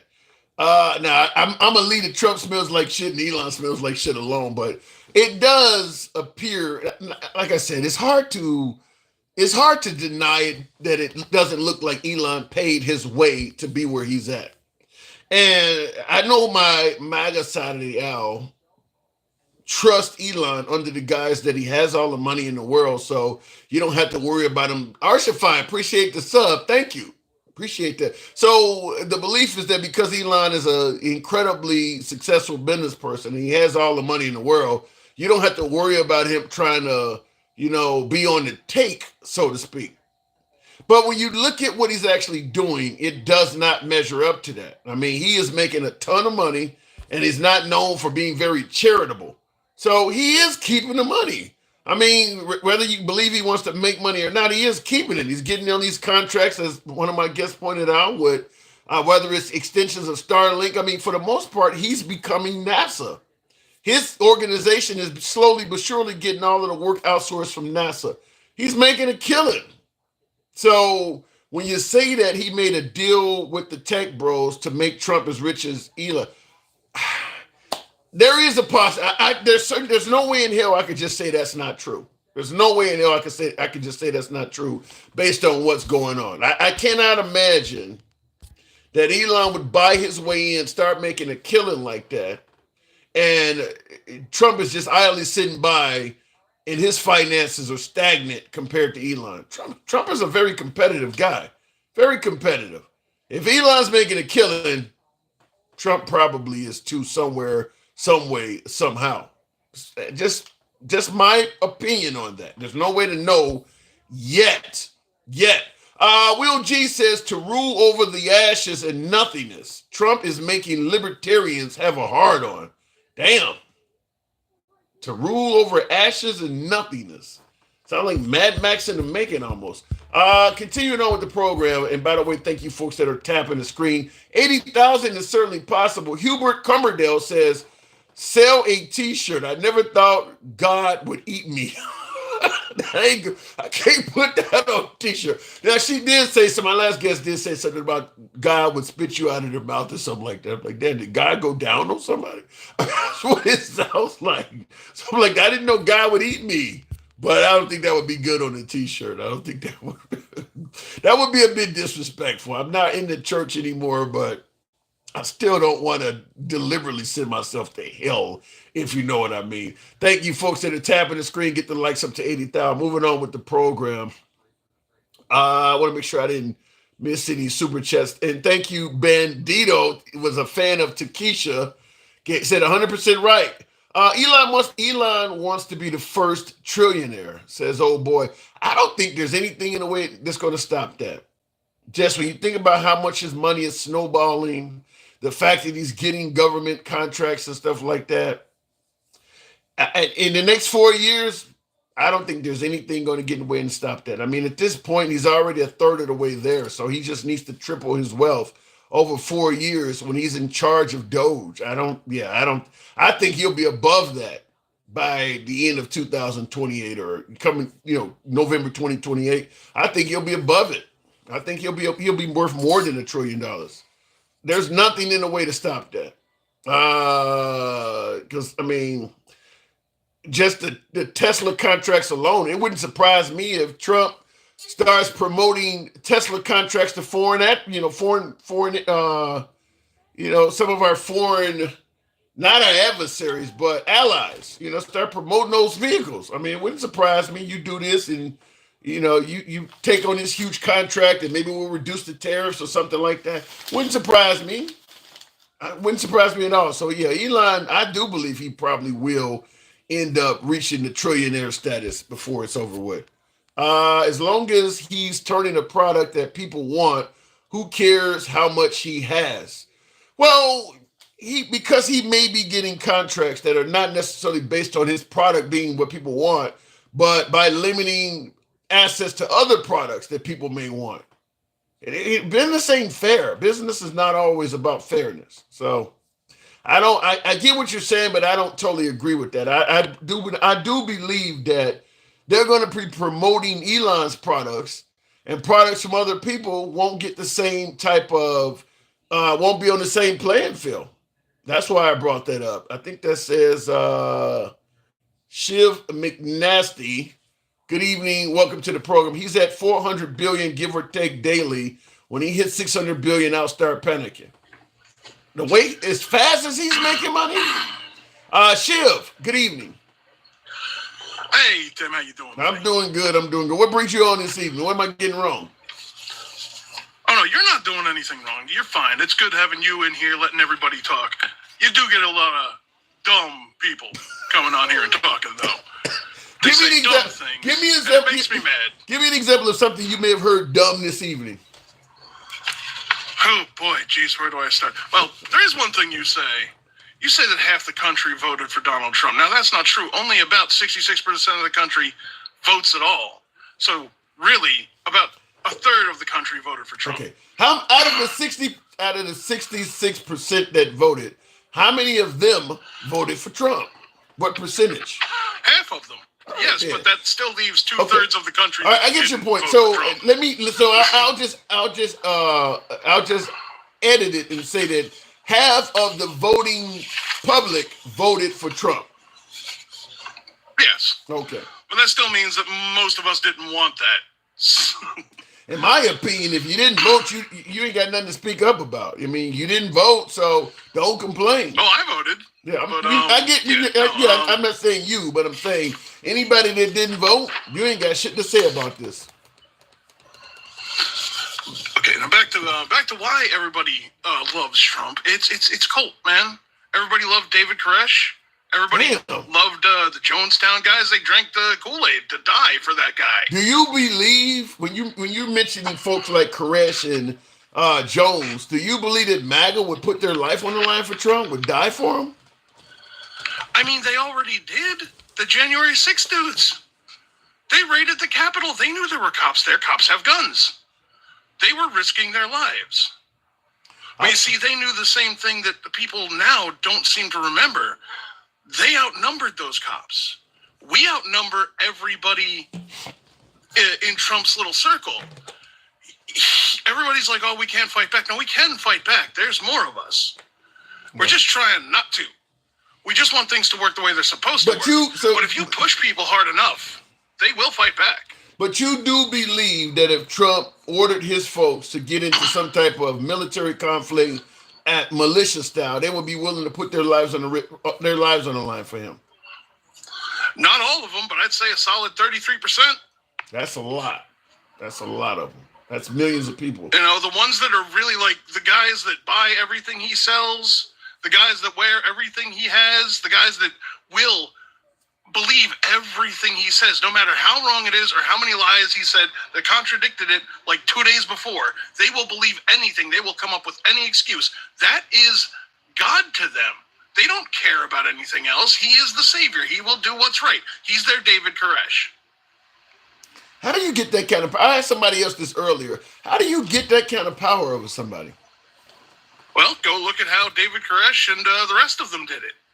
You know, you sit there and you tell people what they want to hear. He went to every rally he went to. All he did was tell them, oh, yeah, I'll do this. I'll lower the price of eggs for you, and I'll get you your no tax on tips. And for you guys down here, I'll make sure to get rid of all the Mexicans that are stealing your jobs. Oh, and what did you want over there? Yeah, I'll make sure that you don't get any more wildfires. He just told them what they wanted to hear. I mean, He's not going to do any of it. Yeah, but I told my ex-wife every damn thing she wanted to hear. I got a little nanny, but she still divorced my ass. I don't get it. I mean, did you do it for 4 years straight? And then while you were doing it, did you have a group of friends that called her up all day and said, hey, you know what? He's right. Because that's fucked news. Okay. Just like, no, Trump's the best. Trump is God. Trump is great. We love Trump. All right, so next time get my boys in on it. Is that what you said? You gotta get like all your boys. Like it's gotta be, you gotta all be like, okay, we're gonna do this. She's gonna be here at 8:00. You need to come by and mention something. Then she's gonna stop by her car. You just walk by and say, oh yeah, I heard your brother. You just get like 50 people to do it every fucking day. Yeah. Yeah, wow. You'll gaslight her into believing whatever you want. That's funny, but I guess to some degree I understand what you're talking about. But here's the thing: I talk to MAGA every day. MAGA would say you're crazy. MAGA don't believe that they're being brainwashed. Yeah, because they're conned by a con man. Have you ever known anybody who was conned by a con man? And you could tell them all day. That this dude is just trying to rob you, and they'll be like, nah, man, he's cool. And then one day they come back and go, yo, that dude robbed me. And it happens in real life. This isn't just happening on a grand scale. So where the hell does this end up at? I mean, we got almost 4 years more of this. Where does this end up? Well, there's a chance that in 2 years there is a massive shift to the Democratic side because everybody's going to be tired. The midterms. And there will be a blue wave. But and then they'll impeach him and probably toss Musk out. There's a bunch of lawsuits going on with Musk right now. The American army is sworn to protect against all enemies, foreign and domestic. And if he becomes a domestic enemy, What do you think's going to happen? How do you sit there with impeach Trump and toss Musk out? Can you get, because if you impeach Trump, then you would get J.D. Vance, right? Can the Democrats actually get rid of Elon? We can impeach him too. He's an accessory. He's not trying to do anything to stop Trump. He is the vice president. If Trump is breaking laws, J.D. Vance can take steps to stop him. He is encouraging him. So if we throw out Trump, we can throw Vance out too. Because he's breaking laws too. You can't just do whatever you want. We live in a society. But then it goes to what, the speaker? Who else falls in line? We gonna chop off the whole damn government? Well, once you get the people that have a cult following out, the regular Republicans will be fine. I don't have a problem with regular Republicans. I have a problem with cultists. Now, I see in the comments, old boy says, I have no faith in America voting heavily blue in the midterm. So even under what we're dealing with, he's saying it. I mean, do you feel confident that, let's say, for instance, the midterms are going to be held next month. You think the Democrats would win? Yeah. You do? I don't see that. Yeah, I think anybody who wasn't a Republican or a current Republican congressman that is up for election would win. Have you seen these town halls? Yeah, I've seen You them. think any of those people are going to vote for those politicians? I don't. They are treating them like children, booing them, and then the congressmen are talking back like they're leading a raucous school class. Nobody likes to be talked to like that. I've seen some of them, and I do agree with you to some degree, but I brought up earlier the $5,000 stimulus card in the hole, that I do believe that if they gave the American public a little small stipend, they could actually buy some votes. I really believe they could do that, because most MAGA do not work for the federal government. Do that? I don't know. You think a bunch of people who spend their entire life hoarding money like a dragon would give money away? Not if they're not going to get something for it. And they're certainly not going to have the money in the budget to do that. Well, Elon Musk just gave away $300 million to Trump. Yeah, they would do it for an investment. Yeah, because he gets to run the country now. Right. I'll give you $300 million if I get to run America. Right. So if you give the American public a small stimulus check, you get to run the country for a little bit longer. No, he's already there. Yeah, but if you lose he doesn't care. He can do whatever he wants. Not if you lose the midterms. Yeah, but they think they're untouchable, Tim. They think that nobody can stop them, because so far nobody has. Even when they committed crimes and did whatever they wanted, they just got away with it. You can only get away with things for so long. There's a lot of guns in this country. What are you saying? Whoa. What the hell are you suggesting? I'm not suggesting anything. I'm saying we are a well-armed country, and eventually people don't like to be fucked with anymore. There's a limit.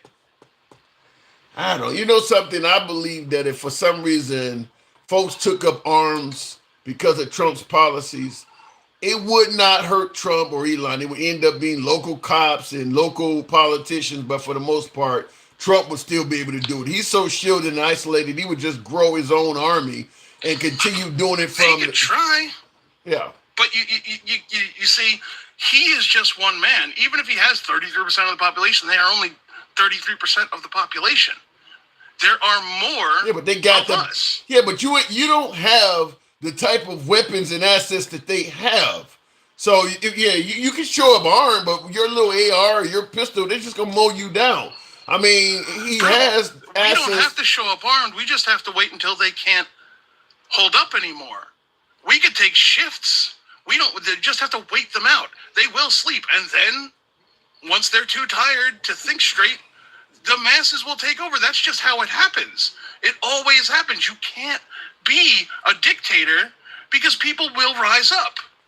I don't know. Yeah, you have the army, but the army is sworn to protect America against all enemies, foreign and domestic. And some of the people in the army are going to consider him a domestic threat. I can see that. I don't know, though. I don't know. Some of the people in the Navy. So either it's going to be a massive civil war, or what'll be easier for the country is for the people in charge to go, you know what? Maybe you should go. That is, and I see in the comments, Debo says you're talking about the Civil War. That's exactly what you're talking about. Because there's going to be some folks that are going to stand up and fight on behalf of Trump, no matter what the condition of the country is. I mean, people are going to be fighting on his behalf, absolutely. and that's going to be millions of people. Yeah, it's going to be a disgusting mess, which is why anybody who has any power, if you pressure them enough, they're going to try and keep that from happening. It's happening now. It's only been a month. How have you ever seen this many town halls with this many people this upset a month after somebody became president? Yeah, but the thing about it is, it's almost easier to piss off your constituents and let them just vote you out than to piss off Trump and have him send a bunch of MAGA to your house. Yeah, no, that's true. But, again, if there's any kind of election, the majority is razor thin. I think it's like 10 people in the House of Congress and like 2 senators. That's not a lot of votes they need to flip in order to be able to impeach him. They only need to win like 5 elections. I guarantee they'll win at least 10. I'm gonna tell you something. If the Democrats get in there and they impeach Trump, there's your civil unrest, in my opinion. If they get in there and they impeach Trump, I think that's enough to set off a lot of MAGA right there by itself for a third time. It probably will. But here's the thing, though. There's not that many of them. If a bunch of people, crazy MAGA people, rose up, the local police would handle that because they're scattered. It's not like they all live in one big You sure the police ain't fucking MAGA themselves? Some are, but, there's a lot of bad police in the world, but most police are decent people. The reason you see a bunch of bad police on YouTube is because it's bad police on YouTube. It gets views. I'm going to leave that one alone, but I'm just simply saying I think there's a whole lot more police that would probably be, hanging, because Trump, a lot of people believe the Republicans are more pro-police than the Democrats. The old defund the police. They ignored January 6th for some strange reason. I don't know why, but they do believe the Republicans are far more pro-police than the Democrats are. Yeah, but the police are still there to do a job, right? They can't. They were there to do a job on January 6th. They're trained. They were there to do a job on January 6th. There wasn't that many of them. It's not like the entire precinct was out there in force, in riot gear. It was just the people who were assigned there that day for that event. They weren't expecting that. That wasn't planned. It wasn't a planned attack. It just happened. It was organic. So they had to let people through. You and I got hurt and died. Yeah, I'm gonna have to move it on, but you and I disagree about they wasn't expecting that. It wasn't planned. Okay, if January 6th wasn't expected and wasn't planned, it was definitely predictable.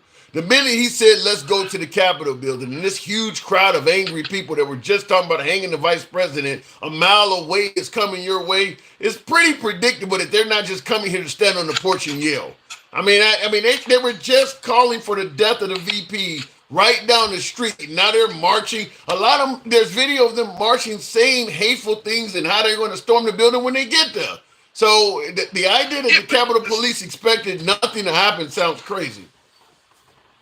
Well, no, they expected something to happen. They just didn't expect it to get that out of hand. It wasn't like there had been tensions brewing like during the Martin Luther King march where they had all the cops around because they felt something had been getting ready to happen for months.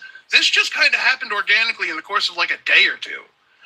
Yeah. The cops were not paying attention to the possibility. So they were caught unprepared. Yeah, that doesn't make sense to me. Like I said, if they're willing to come here and shout out that they want to take the vice president's life, you gotta, because that in itself is kind of a crime just to even do that in public, especially when you got a gallows with you. So you really, and now they're headed to the building where the vice president is at.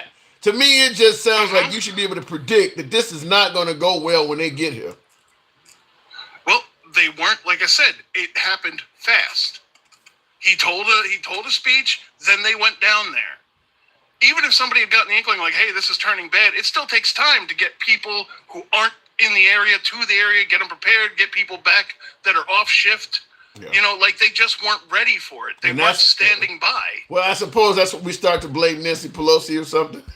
I don't know who it was. It was probably the chief of police was just not paying attention because this happens every 4 years and it's never been a problem before. And the guy leading the cops has probably been there for like 20 years. He's seen this 5 or 6 times. Yeah. Like it's just a regular thing that happens. No, People you march, have people never do whatever. had It's a in DC. No, you ain't had this. You've never had a president oppose the winning candidate and have a rally 2 blocks away or 2 miles away. That has never happened before. Right. That's why they weren't ready for it. All right. I got to move it on, Shiv. Anyway, talk to you later, Tim. Always a pleasure. Thank you. Appreciate it. Moving on with the program. Thank you, by the way. Moving on with the program. I don't know what I just hit here. Let me make sure I didn't ignore a super chat. Says a guy would eat me t-shirt. That's funny. So somebody in here. Will G says, I will slightly disagree with Takesha. Says, although I think the Bible is written for and by and to the Israelites, having a Biden moment, Israelites, for God's glory, God did talk to adversaries just to teach Israel a lesson.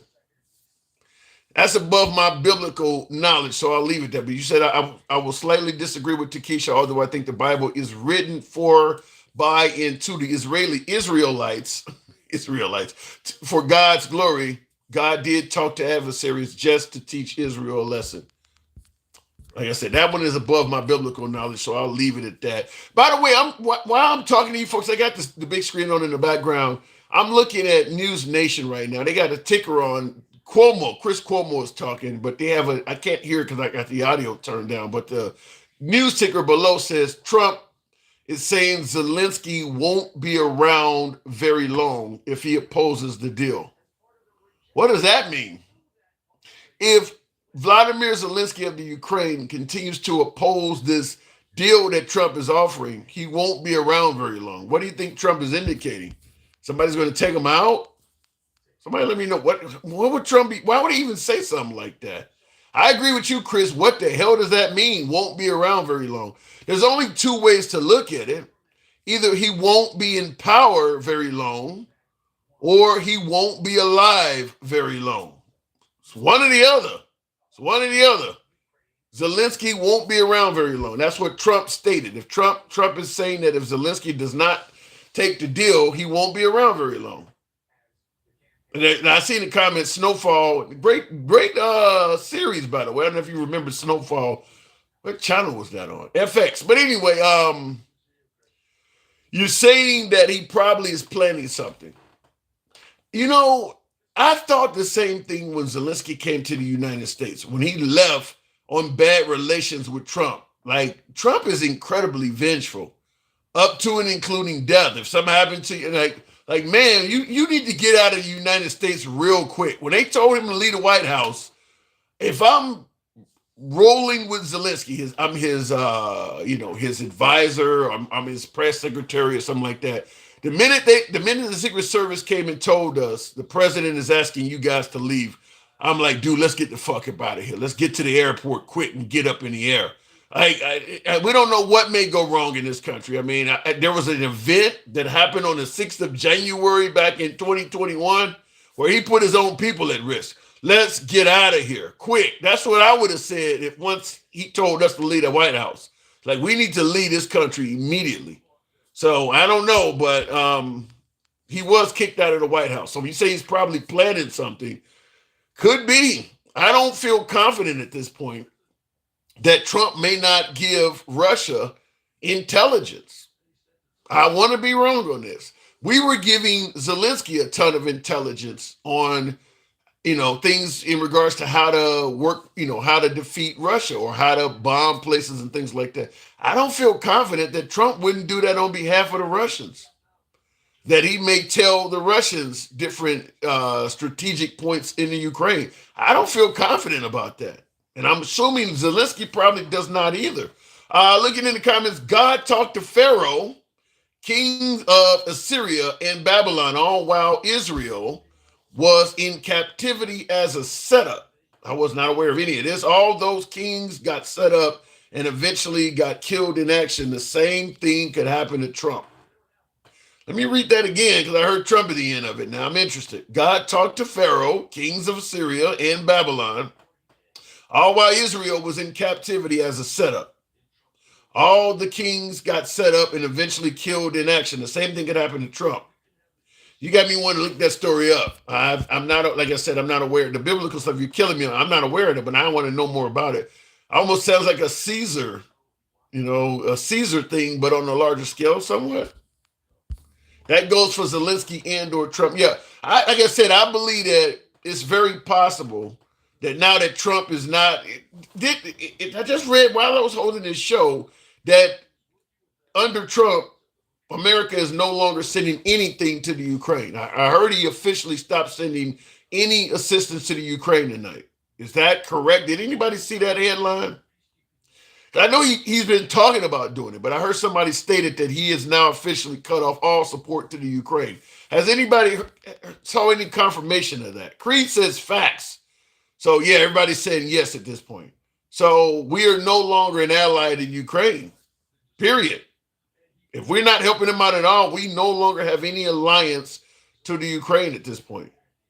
So at best, he wants to act as a moderator.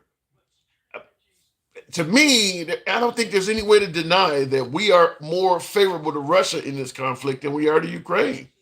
I really think that anybody who tries to say otherwise is just trying to protect the image of Trump. How much more before we see he's an agent? I think you've seen enough, Mr. G1804. Isn't that the song Ice Cube has? You got the evidence? Russian intelligence? I think once he cut off aid to the Ukrainians, what more is left other than start now supplying the Russians with either intelligence or weapons? I don't see what more is left.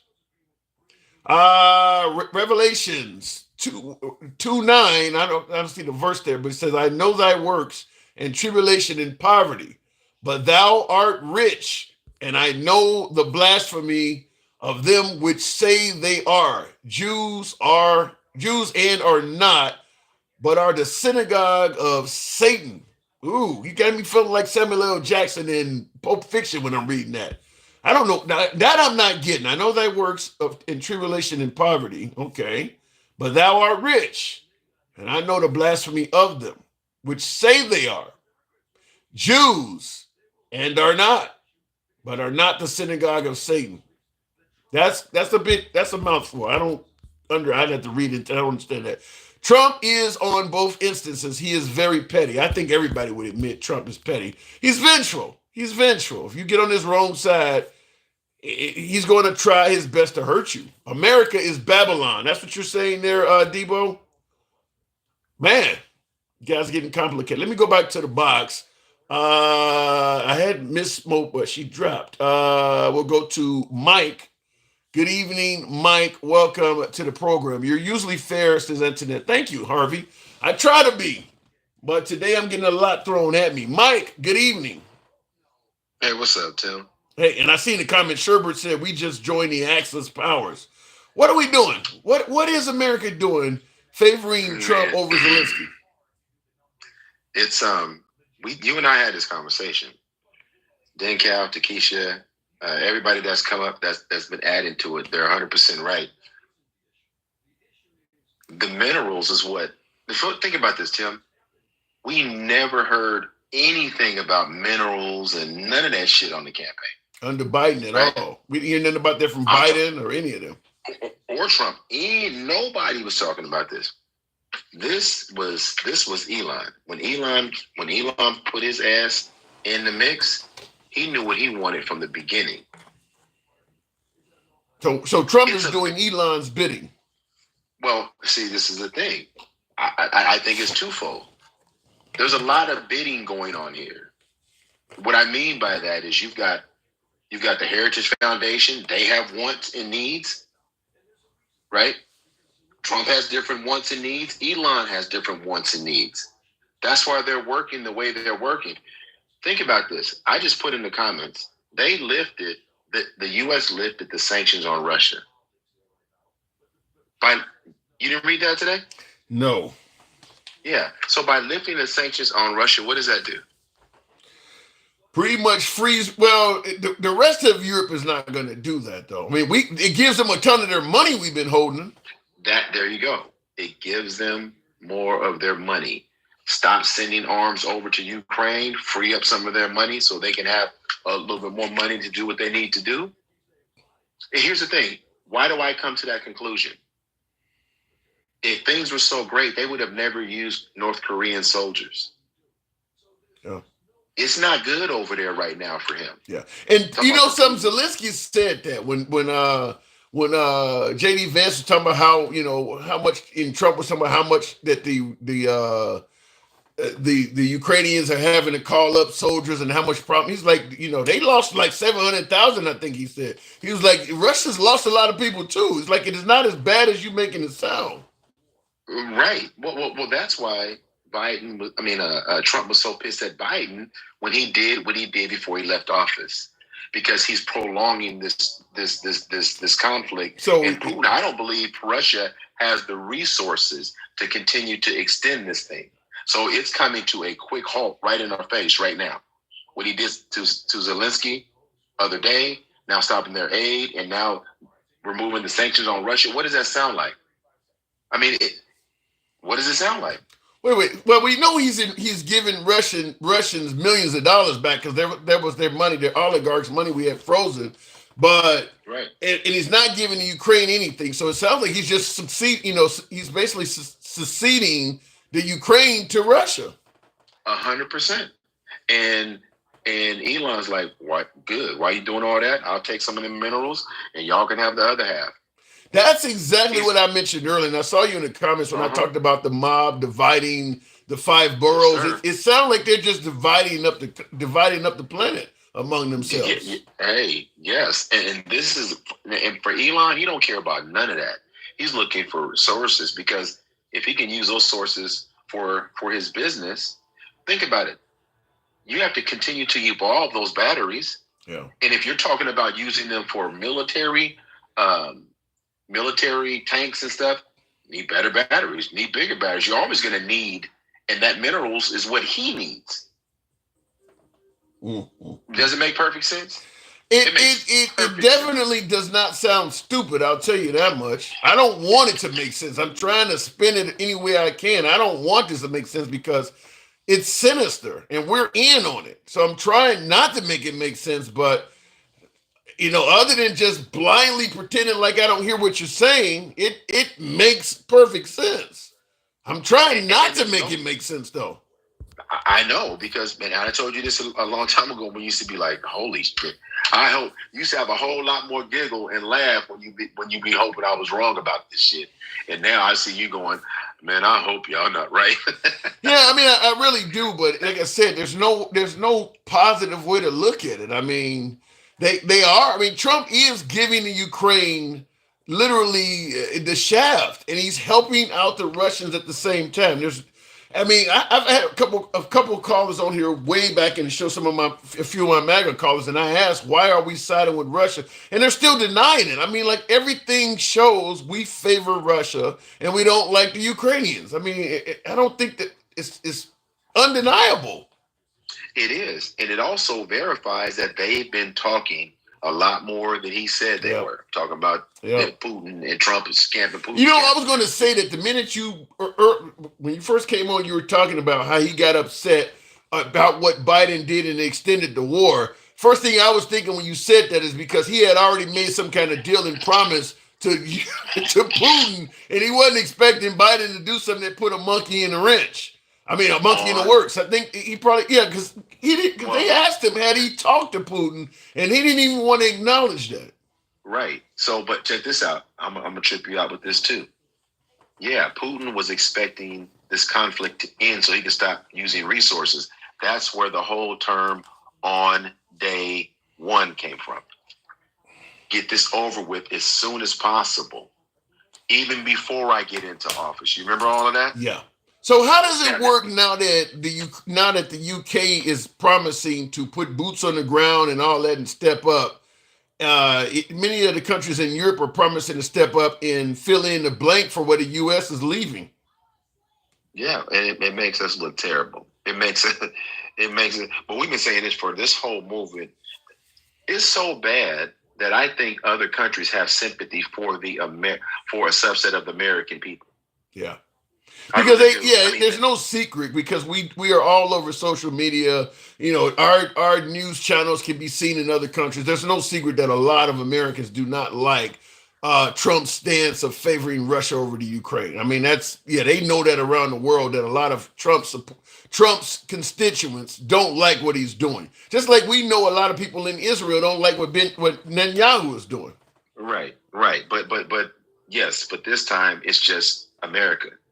The quote unquote strongest and greatest country on earth is happening to us at the highest level. We're supposed to be, the world leaders, and it's happening to the world leaders. That's a terrible look, Tim. You can't even explain it away.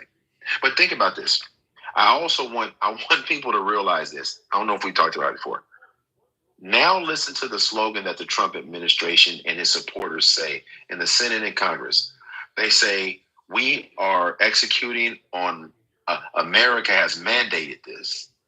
That's their mantra now. America didn't ask for this. America did not vote to. But that's what they're saying. I don't know if you've heard that.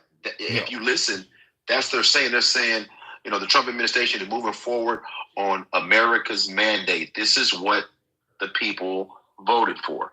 That's what they're saying. I know a lot of people are missing that, but some of it, I agree with MAGA a little bit. Some of it, I mean, look, at the end of the day, I didn't expect Trump to go this far and literally jump in bed with Putin, but he made it clear that he didn't like the Ukrainians and was somewhat favorable. It's just, once you see it forming in front of your face, you don't realize how bad it is. But everybody was saying, I mean, arrest the president. Even Ice Cube was saying it. I mean, people knew that it was more likely than not to happen, but when it actually happens, it's like, damn, you didn't think we would. Go ahead. The whole time, people like myself, people that talk about it, nobody wants to be here. I mean, who the hell would choose to be in this position as a people? MAGA, right? MAGA would choose. Well, again, they would choose based on what they thought they knew. Right? Because a lot of people, like I said, Tim, if Project 2025 was their ticket, that was their agenda that they actually ran on publicly, there were people that voted for him that would not have voted for him. Yeah. But there's still people probably out there that do not believe that Project 2025 is a real thing. They still don't believe that.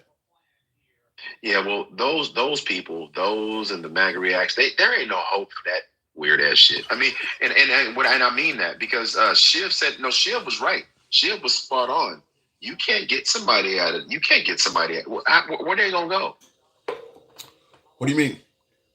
Where do the dark MAGAs and the MAGAs, where do they go? Because like MAGA reacts, he pivots all the time. He has nowhere else to go. If he admits he made a mistake or he was wrong, where do you go from there? I admit I'm wrong on the program all the damn time. If you got me, you got me. Damn it, I ain't gonna pretend like I'm right. That's why I say I've never wanted to come across as a know-it-all. I don't have all the answers, which is why I have a free speech program. Anybody that's afraid to admit they're wrong or deliberately refuse to do so, to me that just sounds like you deliberately keeping yourself stupid. Or in a cult. I guess that's the same difference if you really look at it. It's damn near the same difference. I'm going to say this before I go. Earlier, you were talking, and I don't know if it was MAGA or somebody was talking about Zelensky and his disposition and how he handled that situation and asking like he doesn't want peace. The whole notion that this man doesn't want to get completely ran over equates to peace is absurd.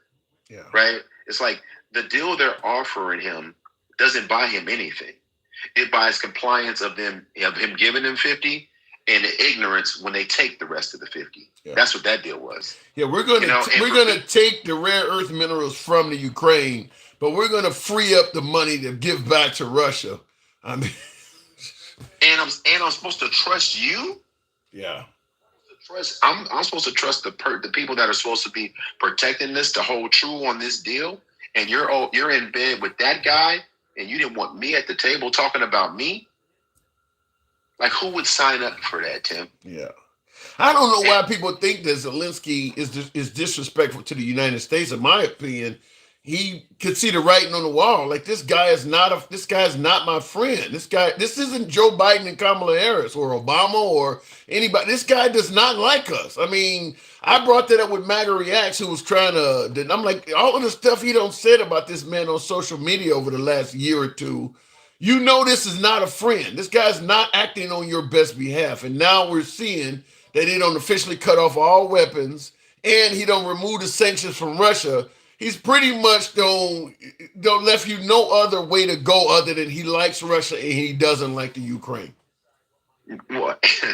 And you know what? That was spot on, Tim. And it's funny because the same people that say that Zelensky was being disrespectful or that can't understand why he doesn't feel that way, those are the same people that were offended when Biden said that they were garbage. He made one statement and they damn near lost their shit.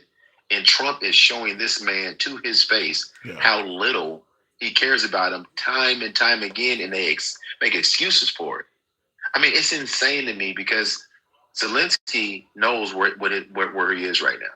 Yeah. He's on an island. That's why do you think Europe is responding so quickly? They saw what we saw. Yeah. Right? It's undeniable. It's undeniable. It's undeniable. And if you try to skirt around that, then you just are in that cult. You are that person that can't recover from it because no matter what he does or says, you have a ration. You can rationalize it in your own brain. Think about that. I want to have. Listen, when Timmy Tim was on here with you, you were shaking and blinking. I ain't never seen you blink so damn much. Oh, listen, anytime I'm in a deep conversation, blinking is just, I don't know. I got a bunch of bright ass lights on me, and then I got 4 screens I'm looking at. I'm trying to read the text. I'm working the laptop. I'm trying to listen to you. I got News Nation or CNN on the back. I got a lot of shit going on. Damn it, let me blink, goddamn. Right. Well, no, he was talking about these things, but he's also the person that believes that Nancy Pelosi's a clone. Oh, my God. Yeah, you understand what I'm saying? Now, there are people in here that probably don't know that. Yeah. But that's true. Yeah. That's true. I wouldn't say that. That's true. So how do you get to a center of what we're seeing right now with people that think that way? That's not even logical. But what we're watching is like out of a movie. It's like a movie script. Cool.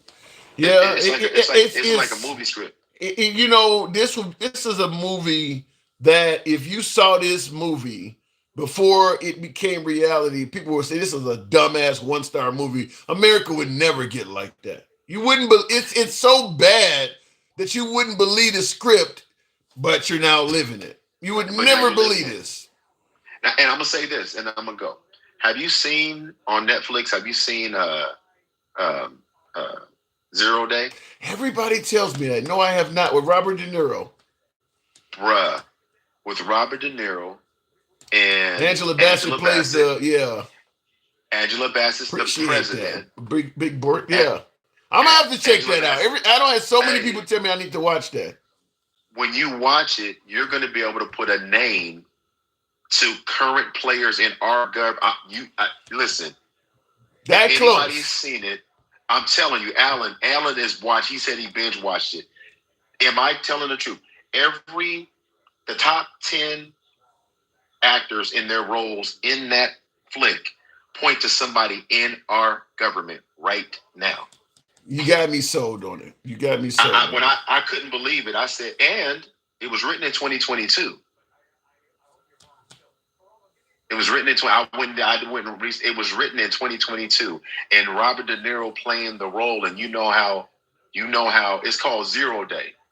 Yeah. You know how staunch of a Trump detractor he is. Yes. To have the movie, to have it, that 6-part series unfold like that is crazy. I have to check it out. All right, my brother. Hey, listen, check it out. You're going to have a live about it. Damn. Crazy, man. You got me sold. Mike, thanks for coming through. Okay, now. All right, appreciate it. He's probably the 10th person that has told me to watch that. I've had so many people say I need to see that. Real quick before we continue on the program, 0 Day. Yeah, I've heard of it. It's a apparently some virus. What is it? A cyber virus or something? I kind of know the plot of it, but no, I have not seen it. But real quick before we continue with the next call, I am going to ask you guys to tap the screen. We might get up to 100,000 in the likes department if you give me a good solid minute of tapping on the screen. Excuse me, tap the screen, get the likes on up. Real quick, don't forget the coming weeks what you're saying about Europe. Speaking of Europe, this is a clip I played earlier, and what me and my last caller was talking about, that Europe is now stepping in to fill the void since the United States has essentially dumped the Ukraine. We're basically no longer allies with the Ukraine. Trump has literally completely erased our alliance with the Ukraine. The first priority of this government, of any government, first, we will keep the military aid flowing and keep increasing the economic pressure on Russia to strengthen Ukraine now. Second, we agreed that any lasting peace must ensure Ukraine's sovereignty and security, and Ukraine must be at the table. Third, in the event of a peace deal, we will keep boosting Ukraine's own defensive capabilities to deter any future invasion. Fourth, we will go further to develop a coalition of the willing to defend a deal in Ukraine and to guarantee the peace. The UK is prepared to back this with boots on the ground and planes in the air, together with others. Europe must do the heavy lifting. Now, what he just said is actually just like eons, for lack of a better term, eons better than what Trump was offering Zelensky, that he was complaining that Zelensky would not sign. Trump wasn't offering nowhere near all of that shit. No, and this guy ain't talking about rare earth minerals either. I mean, he's offering way more assistance. Now, obviously, the UK is not the US in terms of military might, but the UK is not going to offer to do this alone. Some of the other countries in Europe are also openly saying, I think Australia's made it clear they stand by the Ukraine. A lot of our other allies, Canada, all of them, I think just about every ally in the Western world is in favor of the Ukraine. So can they help the Ukraine maintain its sovereignty like the United States was? I think they probably could. Certainly when he's talking about being willing to put planes in the air and boots on the ground, that's something that Americans were not even doing. We weren't giving them aircraft till the very end. I think we gave them a few single-engine F-16s. I think towards the end we did that. But like F-22s and F-35s, they weren't going to get their hands on that at all. Not even F-18s, I don't believe. So if he is willing to do that, and he can get a few other countries to do that, it kind of keeps the party going with the Ukrainians continuing to weaken Russia. The problem I have, though, what I'm most concerned about now is that not only are we no longer assisting Ukraine, under the Trump administration, we may actually start helping Russia. We might actually start supplying the Russians with arms, or maybe put some soldiers on the border we may actually start supporting Russia. At this point, I don't feel confident saying that won't happen anymore. I just don't. We're showing way too much favoritism to Russia. Man, this is a different world. We're in uncharted territory.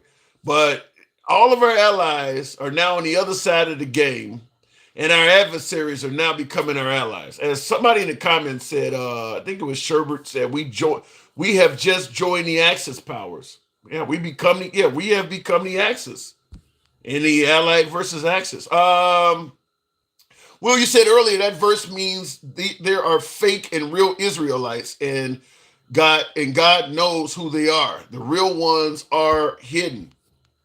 Now it makes a little bit of sense. God should know that, but this is scary. Some of this stuff is scary because this is going to change the balance of the planet long after Trump is gone. A lot of this stuff is likely permanent. The weakening, if not breaking, of relationships, the shifting of power, a lot of this stuff is going to be permanent. And like I said, long after Trump is gone, this stuff will still be around. I don't know how much it'll hurt, let's say, our future generations, but it will. It certainly will. Looking in the comments, Will G says, Revelation 3:9, I think this says, I will make them of the synagogue of Satan, which say they are Jews and are not, but do lie. Behold, I will make them come and worship before thy feet, and to know that I have loved thee. Okay, I hate to go with the pronouns, but who is represented by they or them? I will make them of the synagogue of Satan, yikes, which say they are. The Jews is in this and are not, but do lie. Behold, I will make them come and worship before my feet, and to know that I have loved thee. Now you got what my last guest talking about? I was blinking. I'm sure I'm blinking because I'm trying to interpret that. Because I'm trying to read it and I'm trying to interpret it. It's not, if you know Jesus for real, Jesus can't be legislated. You guys are getting real fucking deep on me tonight. In the Bible, Pharaoh and his men drowned in the Red Sea after Moses parted the Red Sea. I don't know any of this. Stomping me right and left. He says in the Bible, King, and I can't even begin to pronounce this, King Nebuchadnezzar of Babylon was driven from the people in the grass like an ox after a dream foretold his madness. You read it. I don't know any of this. You're well above me on any of this. USA is sick of having to pay for these wars while Europe doesn't pay, and then they all have free education and health care. Snipe for laughs. You say the United States is sick of having to pay for these wars while Europe doesn't pay. You do realize the United States benefits from all of these wars. We don't just go around playing the world's police because we like doing it, because we want to do the morally correct thing. We're making money out of this shit. If America decides to focus only on America and stop playing the world's police, America's going to lose its position of dominance. It's going to lose the US dollar being the dominant currency. We're going to lose shit. We're not doing this out of the kindness of our fucking heart. So don't ever let somebody tell you, well, thank God we're not paying for these useless wars anymore. Yeah, a lot of shit is being made on the back end. A lot of money is being made, and we're not just doing this stuff for no reason at all. So, and I agree with Kevin, says fuck around and find out. Yeah, you stop funding these wars and other nations step up, they're going to reap the benefits of all of that stuff. And America will slowly but surely become an isolated nation, and that will lead to a downgrade in the quality of life for us here.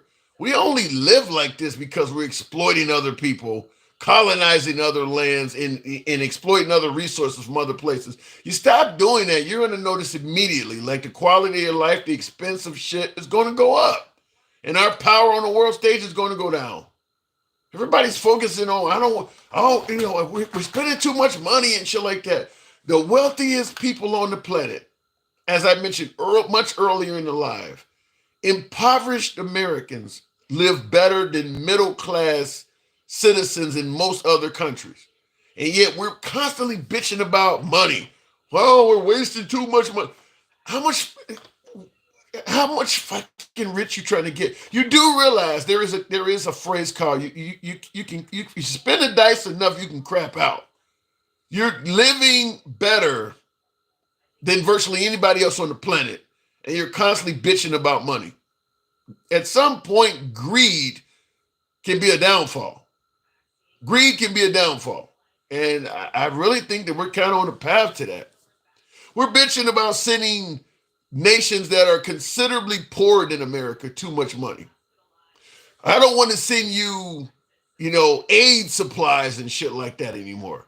I mean, we've gotten to that point. I don't even want to send food, USAID, for instance. That type of shit. They're not sending people anything that's making folks rich. They're sending a lot of people essentials and shit. Like, I don't want to send people condoms, knowing that the condoms are to help prevent the spread of AIDS. I don't get it. It just sounds like greed is out of hand in this country. This is to me, and like I just keep saying all night long, I don't want to be wrong, but this is starting to sound really close to fuck around and find out territory. Like you had it all. You ever see the movie Casino? I use it all the time because there's a lot of good examples in it.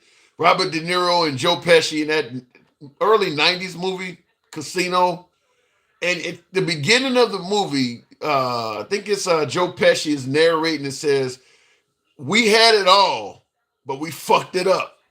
That's what he says in the beginning of the movie. We had it all. They went to Vegas and took over. We had it all, but we fucked it up. That's what it sounds like. That's what it sounds like. Is that people at the top of the pyramid are bitching about how they don't have enough money. The Israelites, the real Israelites is who God will show the fake ones up. I'm ready for that. I am ready for that. U.S. wealth, 1%. USA, yeah. I don't get it. To me, I see Tim of the West, you're saying I'm wrong. State what I'm being wrong about. Let me know. Help me clear that up. I'll go back to the box shortly. Let me know what I'm getting wrong on that, because I don't understand what you're talking about. Moving on with the program, though, we'll continue on because I'm clueless. Cliff, good evening. America isn't siding with Russia. We aren't. If you're free in the wait a minute, you're telling me America's not siding with Russia. You're calling the Ukrainians dictators. You're refusing to call Putin a dictator. You're no longer sending any assistance at all to the Ukrainians and demanding they pay us back, but you're freeing up the sanctions and money to Russia. Yet somehow, some way, Phoenix, you're saying that America is not siding with Russia. We just aren't siding with the Ukraine. We are not taking any sides, and you just don't want to see that. Calling Zelensky a dictator, but refusing to call Putin one. That's not taking sides at all, huh? No longer helping the Ukraine, but lifting sanctions that the whole free world thinks should be imposed on Russia for that invasion. You don't see any taking of sides in any of that. Okay. All right. I just tell you this. I would love to be Russia if Trump was in office, as opposed to the Ukraine. You don't see, not taking any sides at all, huh? He gets elected, the adversary suddenly gets no help, and all of a sudden they're getting a ton of it. The adversary is getting all the insults, and now they're getting the compliments. Not taking any sides at all, huh? All right. Maybe we're seeing something totally different. I don't know where you're getting your news from, but apparently we're getting our news from a different location. Russia are the good guys. That might be the dumbest shit I've seen in this comment section tonight. Wow, who said Russia are the good guys? Well, I did have a caller on that said Russia had a legitimate reason to invade. So, doesn't Tucker Carlson believe that Russia's the good guys too? There is a lot of right wingers that believe that. There are people on the right that do believe that. Trump hasn't removed any sanctions. Fake news saying he is thinking about it. That's good enough. He's thinking about, well, he actually did cut off all aid to the Ukraine, but he's thinking about helping out the Russians. Still taking sides. Even if what you're saying, MAGA reacts, is true, he's still taking sides. I don't think you helped him out one bit by trying to clarify that. Real quick, I do want to continue on with the program. But also, too, by the way, it's getting close to midnight here in my central time zone. I believe at midnight, probably Eastern, because that's where DC is. The tariffs kick in.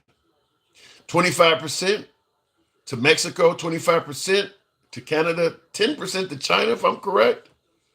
Now, the Canadians, for obvious reasons, are not happy. I played this earlier in the live, but I think it's relevant now. We got a different audience. 25% on Canada. Now, they obviously are not happy. This is Doug Ford. He is the premier of Ontario. Now, Canada has like 7 or 8 states, territories, whatever you call it. Manitoba, Saskatchewan, Ontario. What else is Quebec? I think. Well, I don't know what Quebec is in, but I think it's got like 7 territories. So if you're a premier of a territory or premier of one of these areas, you're basically like a U.S. governor. This guy is Doug Ford.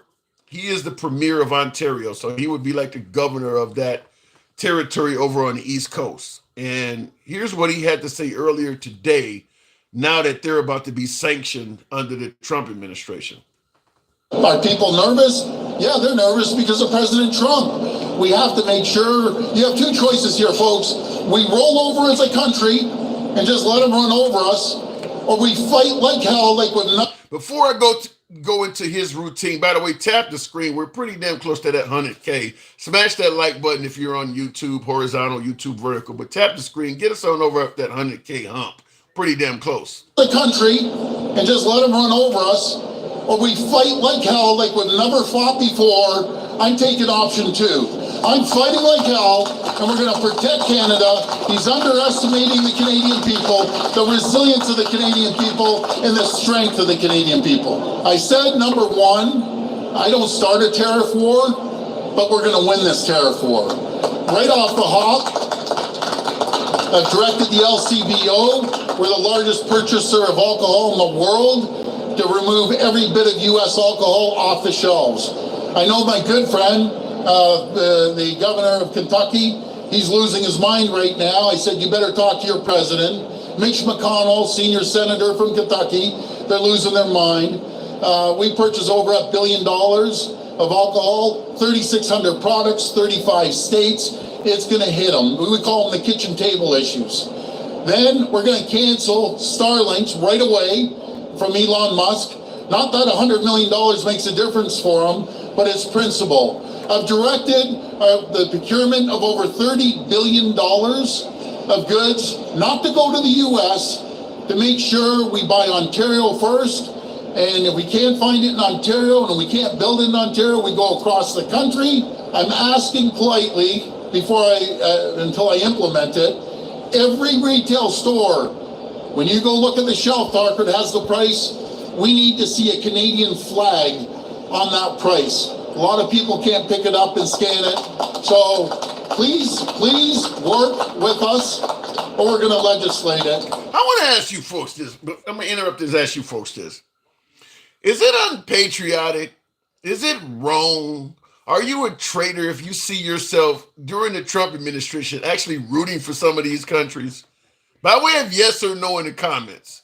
Do you think it is wrong? Do you think it is unpatriotic? Do you think a person is a traitor if during the Trump administration they're rooting for the Ukraine, rooting for this guy in Canada or the Canadians for what they're going through, rooting for the Mexicans because of what they're going? Do you think it's wrong or unpatriotic to do that?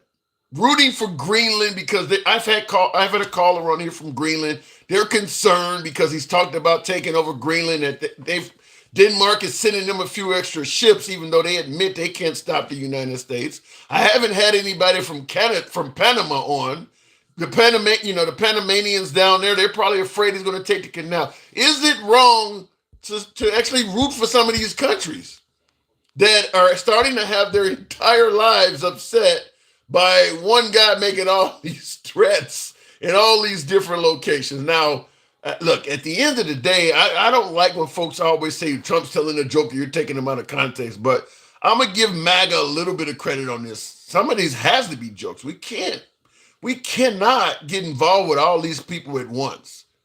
Take the Panama Canal back. We're going to potentially try to take Greenland if they don't sell it or whatever the hell we're talking about doing over there.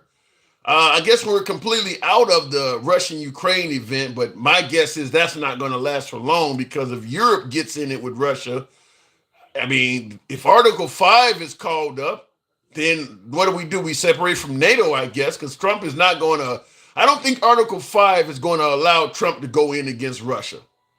I think Trump will just say, look, we had a deal to solve this, and the NATO member nations decided to deliberately go and start a war anyway. So therefore, they forfeited the United States participating in Article 5. I don't think I do not believe America under Trump is reliable for the Article 5 provisions if Russia is the target. You're not going to get Trump involved in that. I don't care what happens. I don't care if Trump used a nuke on Italy. I don't think Article 5 is going to work with Trump. And I think Europe has already said that. I think the leader of Germany said that. It's like, you cannot depend on the United States. I don't feel like that the United States is reliable. I see in the comments you're saying Article 5 only works if Russia attacks NATO. That's what I'm talking about. If you got the United Kingdom saying that they're willing to put boots on the ground to protect the Ukrainians, then that means that they're willing to put their soldiers in harm's way. Obviously the UK is a member of NATO. So if the United Kingdom puts boots on the ground and planes in the air to help out the Ukrainians, and Russia shoots those down or tries to, we're essentially dealing with a war between the UK and Russia. That's Article 5. Trump would say that the UK had no business doing that. I don't think that Trump can be counted on to participate in Article 5 if Russia is the target. I don't believe he can be counted on. That's my opinion on that. I don't believe it. So at that point, they're kind of on their own. As long as those boots die in Ukraine, Article 5 won't be triggered. You can make up a million reasons MAGA reacts for why it is, but if the UK are sending planes to fight in the Ukraine and sending soldiers, what are you telling me? As long as they can kill UK soldiers in the Ukraine, and that's not the same as killing UK soldiers in the UK? We don't go by that. If America is in another country fighting on behalf of some other country and you kill Americans, you're at war with America. We don't say the soldiers have to be in the United States for it to count. What are you talking about? That's not how that works. That makes if you shoot down something that is wearing a UK flag, a UK patch, then you're shooting UK. It doesn't matter where they're at in the world. Same thing in the United States. The United States looks at, you go and you take out an American in Germany, American military personnel or based in Germany, you declare war on the United States. You make it sound like they got to be in America for it. Yeah, you're trying to come up with excuses to defend what I'm talking about Trump's going to do, which is not answer to Article 5. You're giving them those type of excuses. Well, it didn't happen in the UK, so that's not technically you already are doing it for them. And you're kind of making my point that if it happens, Trump can't be counted on. And with folks out there like yourself, that makes it clear why he can't be counted on. You're already making excuses for him before it even starts. Well, it didn't happen in the UK, so that don't count. Will G says, with Elon getting all our personal information and firing people, and Trump basically declared himself a king, defying courts and lifting cyber surveillance on Russia, we are cooked. Man, like I said, I don't like to get deep into conspiracies, but there's no way I can make this stuff sound good. And I tend to be able to play devil's advocate with some level of success. But it's forming so quick that it's hard to keep pushing all of this stuff aside. Like right now, we're lifting sanctions on Russia and essentially giving Ukrainians no help at all, but people are trying to somehow, some way say we're not favorable to Russia. That don't fucking make any sense anymore. That doesn't make any sense anymore. When you're calling Zelensky a dictator, but you're hesitant to call Putin one. Putin wants to impose a Russia-friendly dictator or leader in the Ukraine, and here you got Trump blaming them for not holding an election. I mean, if you listen to Trump and you listen to Putin, or you listen to the messages coming out of the Trump administration, and you listen to the messages coming from Russia, they sound alike. But we're not siding with Russia at all. That makes no sense at all at this point. And I want it to make sense. I'll be the first to side with those who say that we're not siding with Russia. There's no way to spin it. I mean, even Russia is now saying that we are aligned with them. They're admitting that we're on their side. Why would they lie about that? Where else in history has Russia's ever said that America's an ally other than World War II? So they're not making it up. They wouldn't have said that under Biden. So clearly something has happened. Will G, your personal information isn't worth getting. Yeah, it is. Maxwell Smart. Yeah, it is. You don't know anything about the man. He's saying that Elon Musk is getting our personal information and firing people. Remember, Elon just tried to buy what was it, AI something. He tried to purchase an AI company, offered them $94 billion to buy it, and they turned it down. He's trying to purchase an AI company while basically taking all of our information, and people were saying, well, it's wrong to put two and two together. It's like trying to buy an auto plant, and it's like owning an auto plant, and you're now trying to get rubber from some country, and you're not putting two and two together that he's going to probably use this on his autos. I mean, it's pretty clear. Just like the whole rare earth minerals thing is starting to form and come together.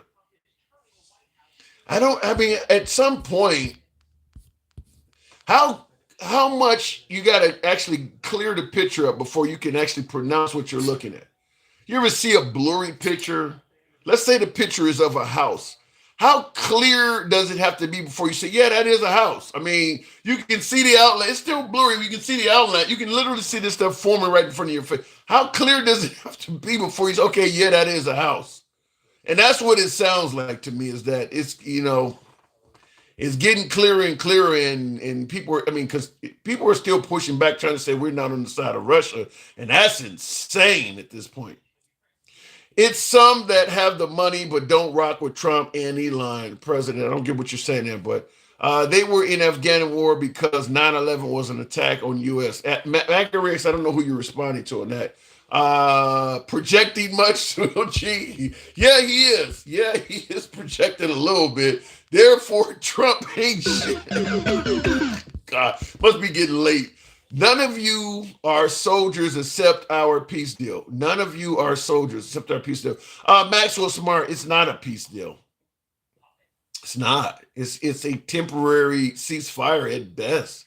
You're not giving the Ukrainians any security at all that if Russia attacks tomorrow, you'll intervene in any. At best, the argument is because we're there taking minerals out of your country, Russia will respect our presence and not attack. That's the best we're offering them. That's it. And let's say, for instance, the United States decides to leave for some reason. Then Russia is free to do. I mean, you're not offering them anything. So it's not a peace deal.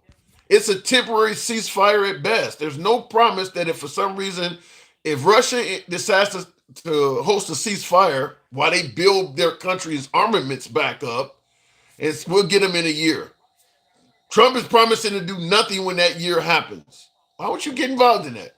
Not to mention the way things are going now, I wouldn't be surprised if Trump was giving Russia intelligence on how the Ukrainians were developing the whole year span. At this point, I think it's safe to say we are no longer an ally of Ukraine. And anybody trying to deny that is just doing it for the sake of maybe protecting the administration.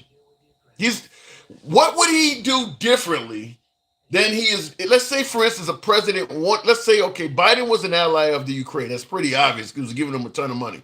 Let's say another person wanted to come in after Biden, and they did not want to be an ally of the Ukraine. What would they do different than Trump has done? Everything he's did is shown he's not an ally. So if you want to still continue to suggest he is, I don't think the Ukrainians think that Trump is an ally of theirs. MAGA jokes on personal info, but won't be laughing when he and his tech buds loot the treasury and come out with that brain chip. I hope they don't do that. But he ends up by saying MAGA ain't shit. He says, MAGA jokes on personal info. That's true. But you said they won't be laughing when his tech buds loot the treasury, and come out with a brain chip. I hope they don't come out. That might be a stretch, the brain chip. Now you're really trying to zombify America. I don't know about the brain chip, but the looting of the treasury, I don't know if they looting the treasury, but they definitely getting paid. I don't think that's up for debate that a lot of money is being made in this, particularly by Elon Musk. And we can pretend like Trump ain't getting the kickback. We don't know. I'm not going to say Trump is getting the kickback, but the idea that you're going to give somebody the head of an organization that didn't exist, I'm talking about DOGE, the Department of Government Efficiency. I'm going to create an organization for your ass, and we're going to make sure you get a bunch of government contracts, whether it's extensions with Starlink, Tesla. What else does he have? We don't know where AI is going to go. You're going to be making all this money, more so than you would even been making if I didn't appoint you to Doge. You're making a lot more money now that you're the head of Doge. You were making a ton of money anyway, but you're making a whole lot more. I don't give you this and I'm not going to get anything out of this some way, somehow in the back end. I'm going to tell you right off the bat, me personally, some of that money, some kind of way, something would have to filter back to me. I'm not going to create this shit for you. If something, now he don't give him $300 million already, but yeah, Elon is making money, and there's no way for me to believe Trump ain't going to make some money out of that too. I just have a hard time believing that because he's making Elon a lot of money.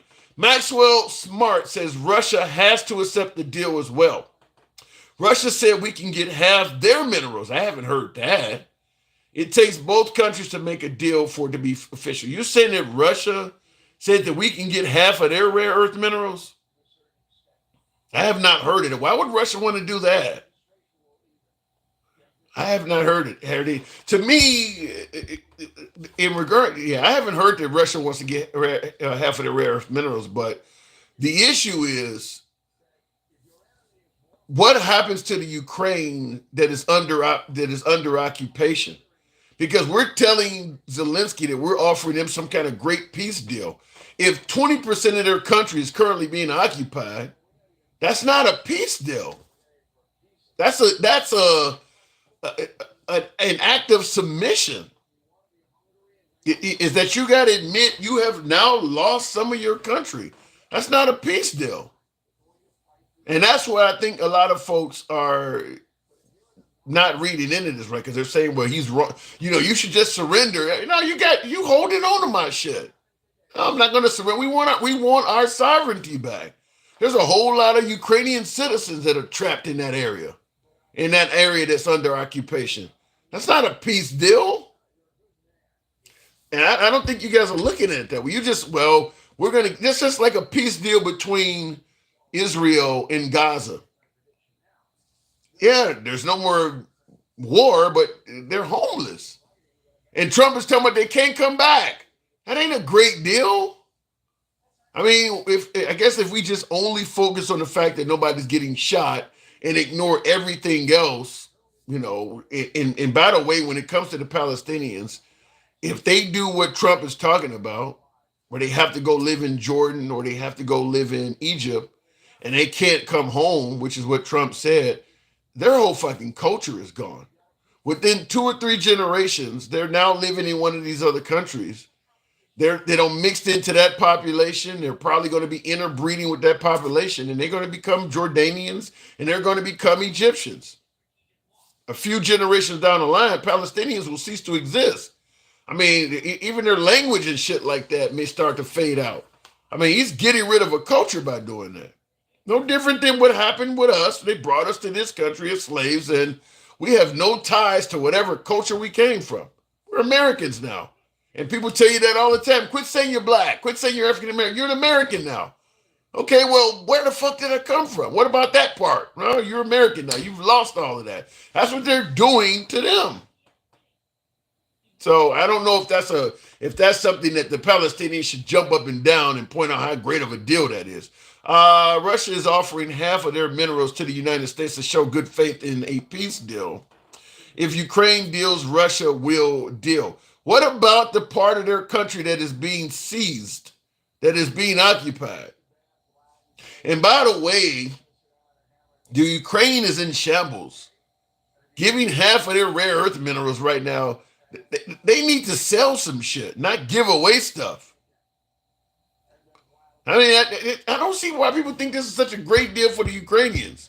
We're not offering them anything. We're telling them, give us your rare earth minerals to pay for what we've done so far. The whole future is on you, whether it is, future protection, rebuilding your net. We're not going to do anything for you. Trump is basically saying, I'm not going to give you a penny. I'm here to collect for what Biden did for you. I'm not here to do any damn thing for you. I'm here to collect for what Biden did. And if you pay me, I'll stop them from shooting you because I need to be to get my money. That ain't, he's not coming in this looking like a hero. I'm looking in the comments. Doge doesn't want to save taxpayer money. They want to revert the money into crypto and corporations on top of Trump tax cuts. Anybody invest in crypto since Trump came around? We talking a lot of shit here back and forth, but I'll tell you something. They're making so much money, Trump and Elon, out of this shit. There has to be ways to play a Vivek Ramaswamy role and follow on their coattails and benefit too. We can all be Vivek Ramaswamys if you know what I mean. There has to be something you can invest in. I mean, his watches, whatever the fuck it is. There has to be ways to make money following Trump. I mean, there's got to be a little bit of Tim Scott in all of us, right? I mean, at the end of the day, call it what you may, but there is a lot of money orbiting around Trump in Elon. And there has to be something, some of the shit they're doing, there has to be ways to invest in that. I mean, keep in mind, we don't need to make a whole lot of money like they do. A few $100,000 would be good if you know what I mean. So there has to be ways about that. Anybody invested in his crypto? Elon has a Dogecoin. Don't he have crypto as well? There has to be ways to make money off of them. I'm just saying, because they're involved in everything. Both of them are. Elon has a bunch of stuff going on, and everybody said the same thing about Trump. You don't need money. He's got $15 billion. He didn't even take a salary. And yet he's selling Bibles and gym shoes and coins and watches and shit. You don't need any money. Sure don't look like it. He's doing everything but selling Girl Scout cookies while he's president. Sure don't look like it. Trump played MAGA with the meme coin. Yeah, I heard they bought the meme coin and it went down in value. There has to be something, though, that is something about Trump that you can make money off of. We just don't know what it is, I guess, but because he's making a killing while he's in the White House. Trump is making a killing, and Elon Musk is making a serial killer. Just don't know what it is. Anyhow, folks, I do appreciate we did get over 104,000 on the likes. As always, we don't block, ban, or censor. If you favor this type of open dialogue from all sides of the aisle, I'm going to ask that you follow the program if you're on TikTok or Instagram. A subscription if you're on YouTube horizontal, YouTube vertical. Nevertheless, I work for the man just like everybody else does, and I have to get up early in the morning. Thanks for tuning in. I'll catch you guys tomorrow. Appreciate it. What does that say, Tim?